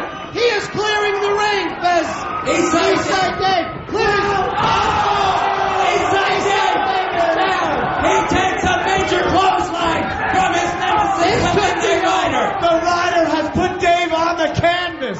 This could be over. Jax now dragging his lifeless body. The Rider going to the top. Oh, here it is. He's going to the top. Dave is exposed. Dave is laid out. No! Don't do it. Dave is in the middle of the ring. Oh! A top rope leg drop across the lifeless body of Eastside Dave. Roberto! They've got Roberto. Oh, Roberto's face is gone. Roberto's face has been smashed. Eastside Dave is outside the ring. Roberto's face has been smashed. Eastside Dave outside the ring. Roberto's head. Eastside Dave going. Where's Dave going? He's had enough, Fezzy. They're taking him into the back. The EMTs are taking Dave away. All right. Dave has left the ring. Here's where we stand. It's the Rider and Jax now double teaming a hurt Genesis. The Rider has shown you all, Fezzy. The Rider has proven that he is the best. I don't think that's a real Midnight Rider. It's not the Midnight Rider. Jax continuing to work on Genesis. This match is going to be over. This match is going to be over quick. The Rider from the top rope destroying Dave, and the EMTs had to take him away. Dave has been taken away. He needs his cowboy hat. Eastside. Dave has left Fezzy with the EMTs, and who can blame him? Jax and the Rider continue to work over Genesis. The Midnight Rider has shown something to all of us tonight, Fezzy. He has done a fantastic job. And he continues to put the boots to Genesis. A quick kick to the face on Genesis. Did you ever think the Rider could get in this kind of shape? That's not the Rider, I swear. Of course it's the Rider. The Midnight Rider, as I predicted. Take him down, Rider. Take him down. Yeah! There it goes. Yeah! Into a submission move. The Rider has Genesis' legs locked up. It's all but over, Fezzy. He's got to be tapping out. The Midnight Rider. Now they're just torturing Genesis. You know, love him or hate him, you got to have a newfound respect for the Rider this evening. The Rider has come into this tip-top shape, and Eastside Dave proved he never belonged in the ring.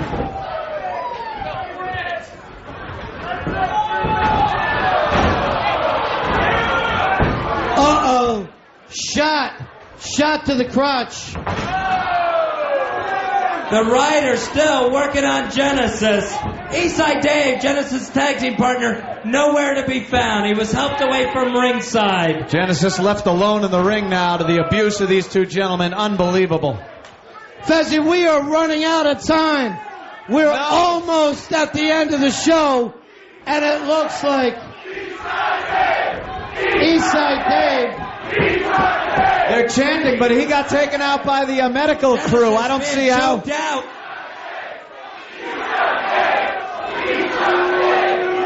Just hoping against hope, I guess, the crowd here, that Dave is okay. I think we need a medical report. The match continues. This is now turned into a handicap match with Rider and Jax. It's Eastside Dave's tag team partner, now all alone, Genesis. I just got word. We are okay to run over if we need to. All right. The network is making time for us. Everyone stay right where you're at as this main event continues. The Ryder and Jax continuing to beat on Genesis. It is just phenomenal. And I told you time and time again, Fezzy, the Midnight Rider would dominate. I knew he had a slight edge over Dave, and I could see it now. They continue just to torture this guy with a wish. Wait a minute! Who's this? What? Wait a minute, who's that? Who's it? Who is this guy? I don't understand this. Who is that? Who is this? Someone's coming to the ring. Wait a minute! That's the real Midnight Rider! That's the Midnight Rider! Could Fez have been right? There's two riders in the ring! There's two Midnight Riders in the ring! He catches Jax with a shoulder block! He catches the other rider! The two riders just taking over the ring! People around the cage, it's amazing! The other Midnight Rider is cleaning house in the main event! I can't tell which is which. Wait a minute! Oh! A combination DDT Stone Cold Stunner! Ryder, no! Ryder!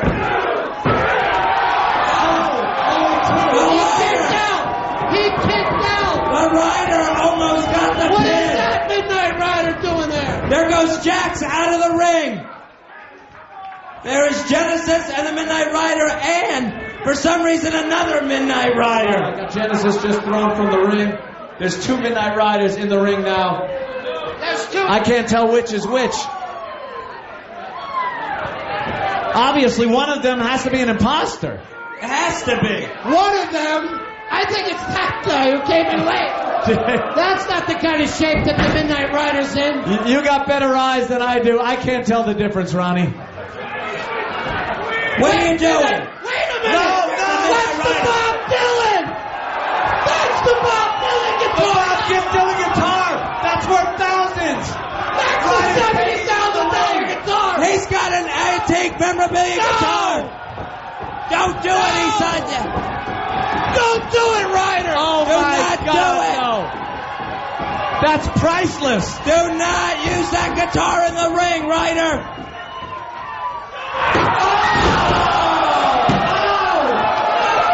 It's been destroyed! The Midnight Rider! The Midnight But what rider is it? What in the hell is it? The Midnight Rider pinned the Midnight Rider! How did Ryder beat the Rider? I'm confused. What does this even mean? What an evening! The Midnight Rider has destroyed a priceless guitar! Wait.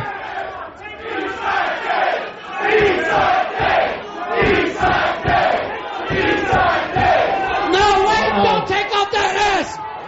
Wait a minute! The mask came off! That fake Rider! That's your friend Danny Doring! That's your friend Danny Doring! Ronnie! Where are you going? That's your friend! That's your best friend Danny Doring! I know him anywhere! I don't believe this!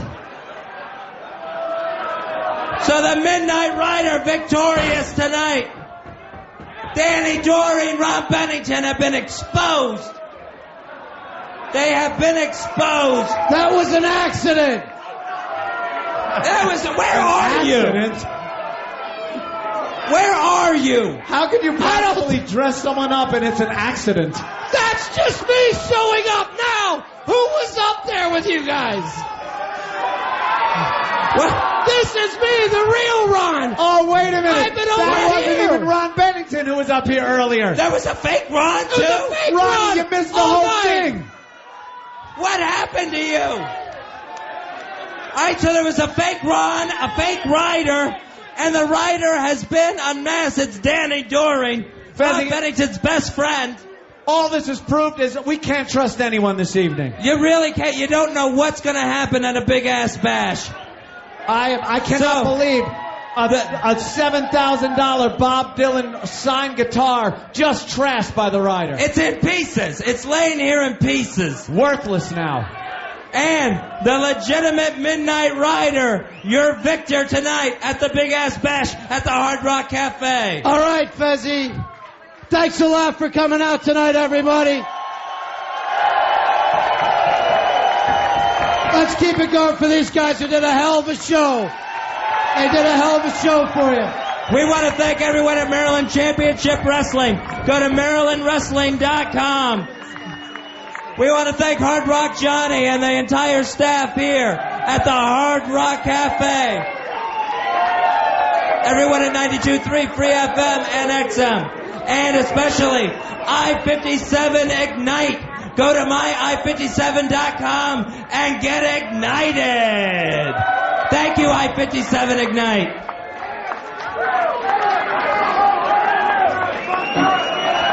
All right, everybody.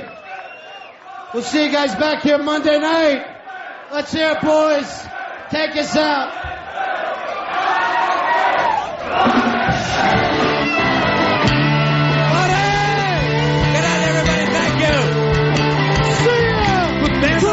And it's one of those times. And we are back with the champion, Eastside Dave. Well, Robert, it's one of the more controversial finishes of all time.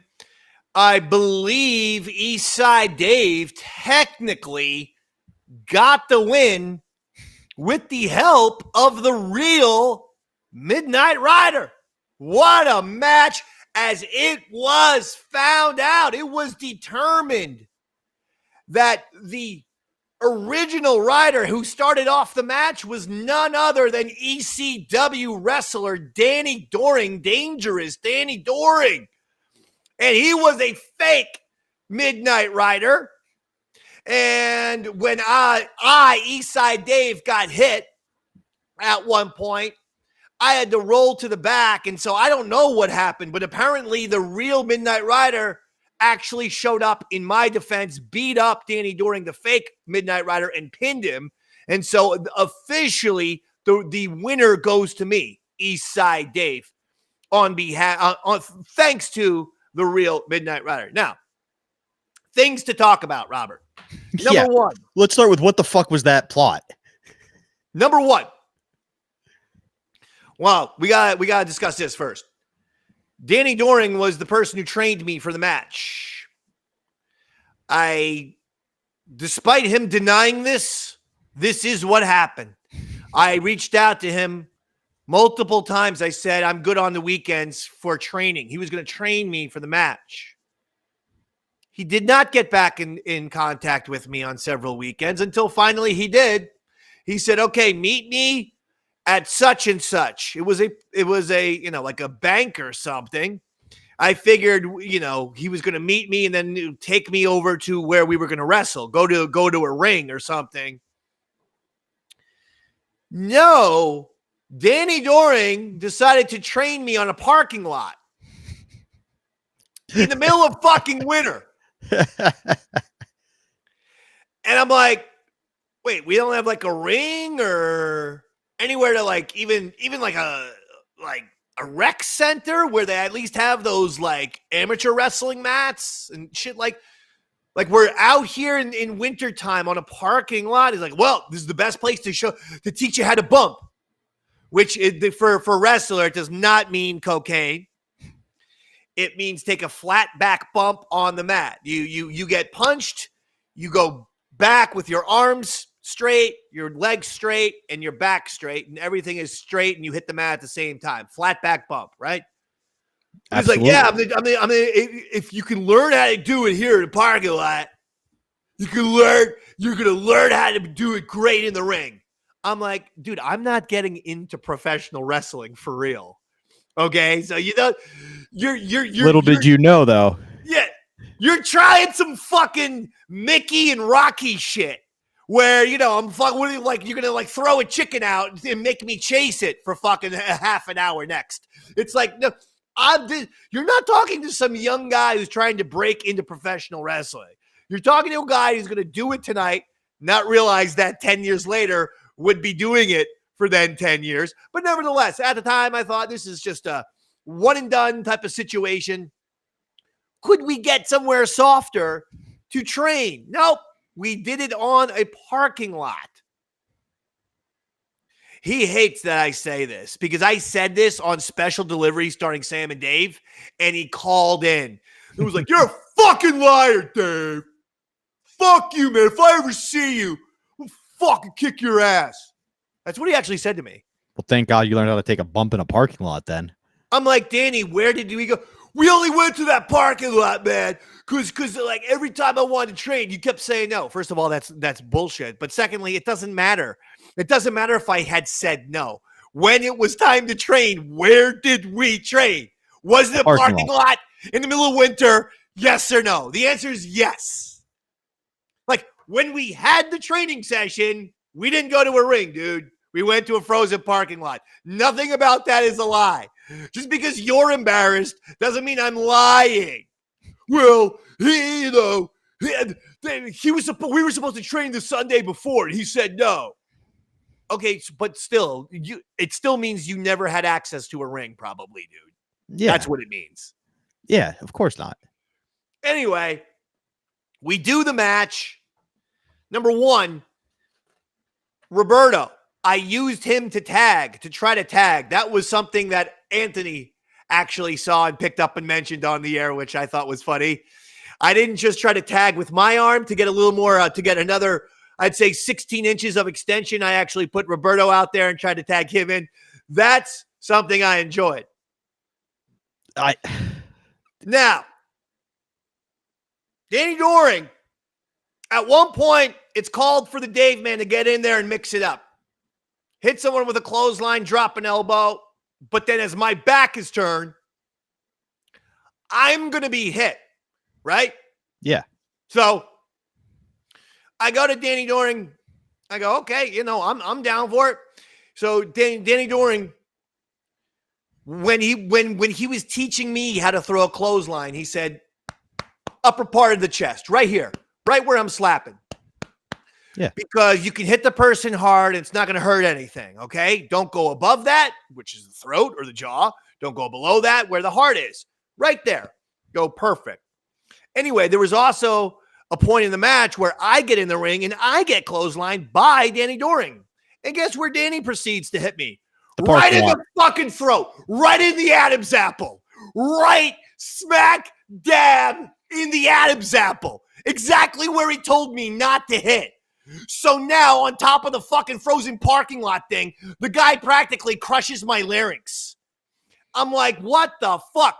Then, after the goddamn fucking clothesline, we had a spot all fucking worked out where I go, like he goes, I'm going to go to the top rope and give you a move. I go, could you give me a Macho Man elbow to the chest? I always love the Macho Man. Plus, I think that seems relatively safe. He goes, absolutely. Yeah, that's great. I can do a Macho Man elbow perfectly. He goes to the top rope. You know what he does? Not a Macho Man elbow to the chest. This 250-pounder professional wrestler from ECW gives me a fucking leg drop on my head. His big fucking professional wrestling thigh lands on the top of my head and then drives the back of my head into the fucking mat. That's called Concussion City. So, when I roll out of the ring in that match, if you are watching the video that Robert and I are providing, that was called for me to roll out of the ring.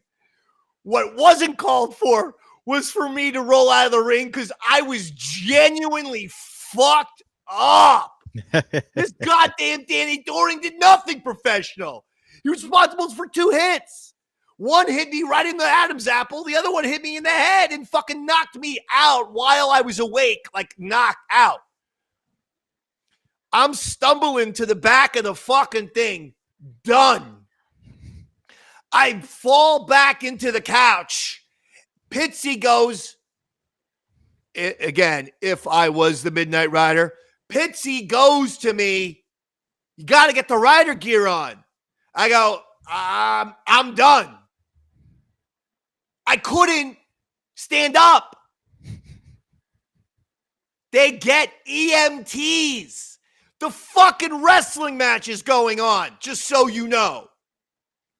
They get EMTs to come in and fucking get a mask on me and shit in my arms and pump me up full of whatever, oxygen and fucking IVs and shit so that I could get out there and finish this fucking thing. If people want to know who has the most heart in radio history, you're fucking looking at him. Because no one, if this happened to Sam Roberts, that little fucking twink would be dead. I'm having to get a fucking mask on with EMTs. I'm having IVs and all this shit. And get my rider gear back on. Pitsy's like, oh my God, I don't think he's going to make it. I think at some point someone comes back. Earl is like coming back. Fucking, where's Dave? Where's Dave? He's like, Dave's fucking knocked out, dude. They're trying to, EMTs are trying to like rejuvenate, they had to like Frankenstein my ass, shoot me with electricity for all I know. They get my fucking, so, by the way, while that's going on backstage, this is what's going on on the ring. One of the fucking Danny Doring guys, either Danny or his goddamn partner, takes my puppet Roberto, smashes him on the ring, his face explodes, and then they throw him out into the middle of the ring. So I want this to be very, very clear. Danny Doring, fuck you. You unprofessional hack. There's a reason why you're not in the WWE Hall of Fame, I suppose. There's a reason why other ECW guys have had huge careers. I guess not you. Because everything that this fucking guy told me to do, he did to me. And at some point, I felt like this guy was punishing me like one of those asshole wrestlers. Oh, this guy's going to get in my business? I'm going to teach him a lesson. Because you can't fuck up that much shit. Don't hit you whenever you give a clothesline. Don't hit the guy in the throat. He then hits me in the throat. Hey, Danny, could you give me a Macho Man elbow drop? Sure thing. Gives me a leg drop off the top and fucking concusses me. And then takes my puppet, of which was a fucking character on the show, and smashes him into a million pieces. So in case people wonder why Roberto was never seen again, that's why. Bye-bye, Roberto. You're dead forever. So that's my issue. There was a lot going on, and all that happened, and I'm in the back fucking being brought back to life by some goddamn EMTs. With Pitsy going, you got to get back out there. I'm like, I don't know if I can walk. Now, you were able to walk eventually. You were able to get out there and do your part as the Midnight Rider. But we hear from Ron that wasn't the original ending. That wasn't how it was supposed to go down. What was the original plan? Well, I as far as I know, that at least to me, that was the plan for me. But again, you were concussed out of it.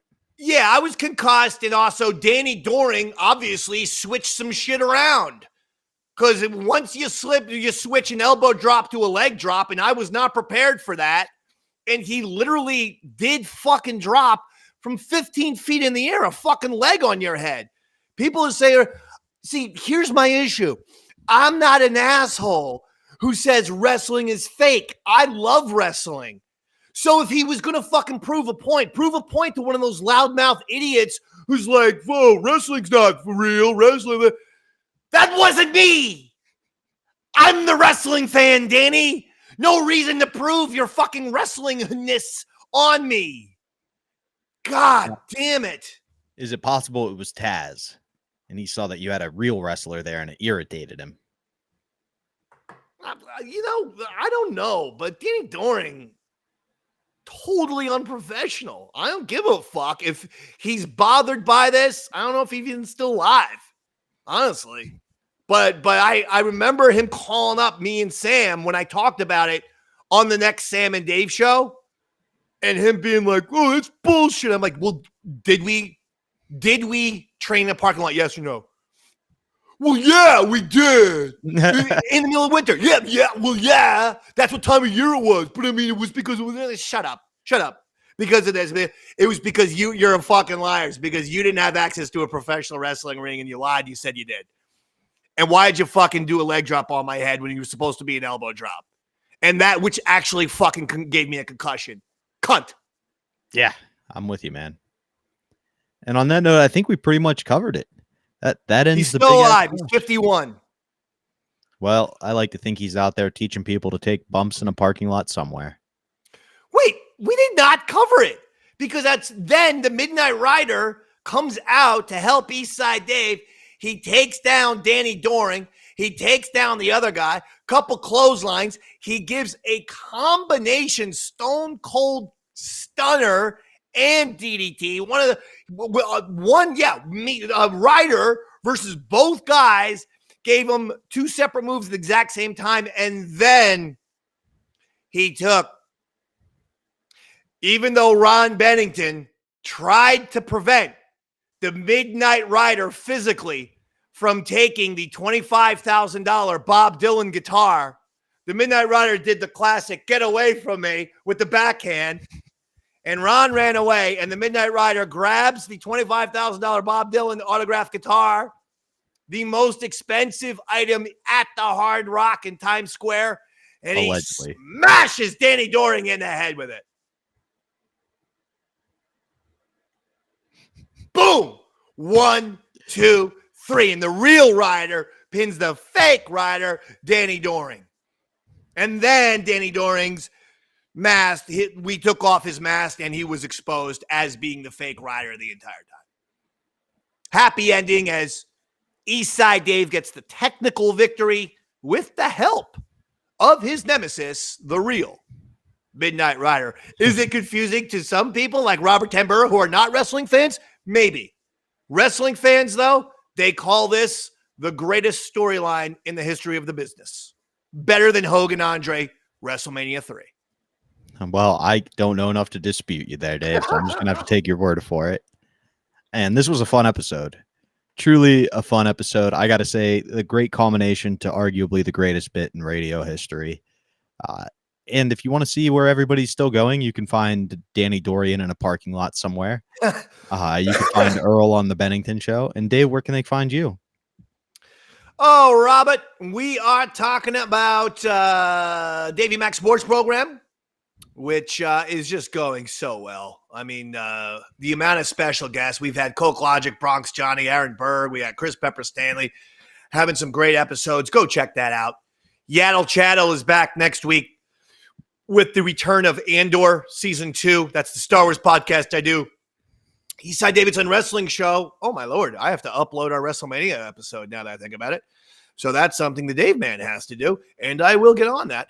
And Tales from the Satellite, baby. Come on. You know you love it. You're watching it right now.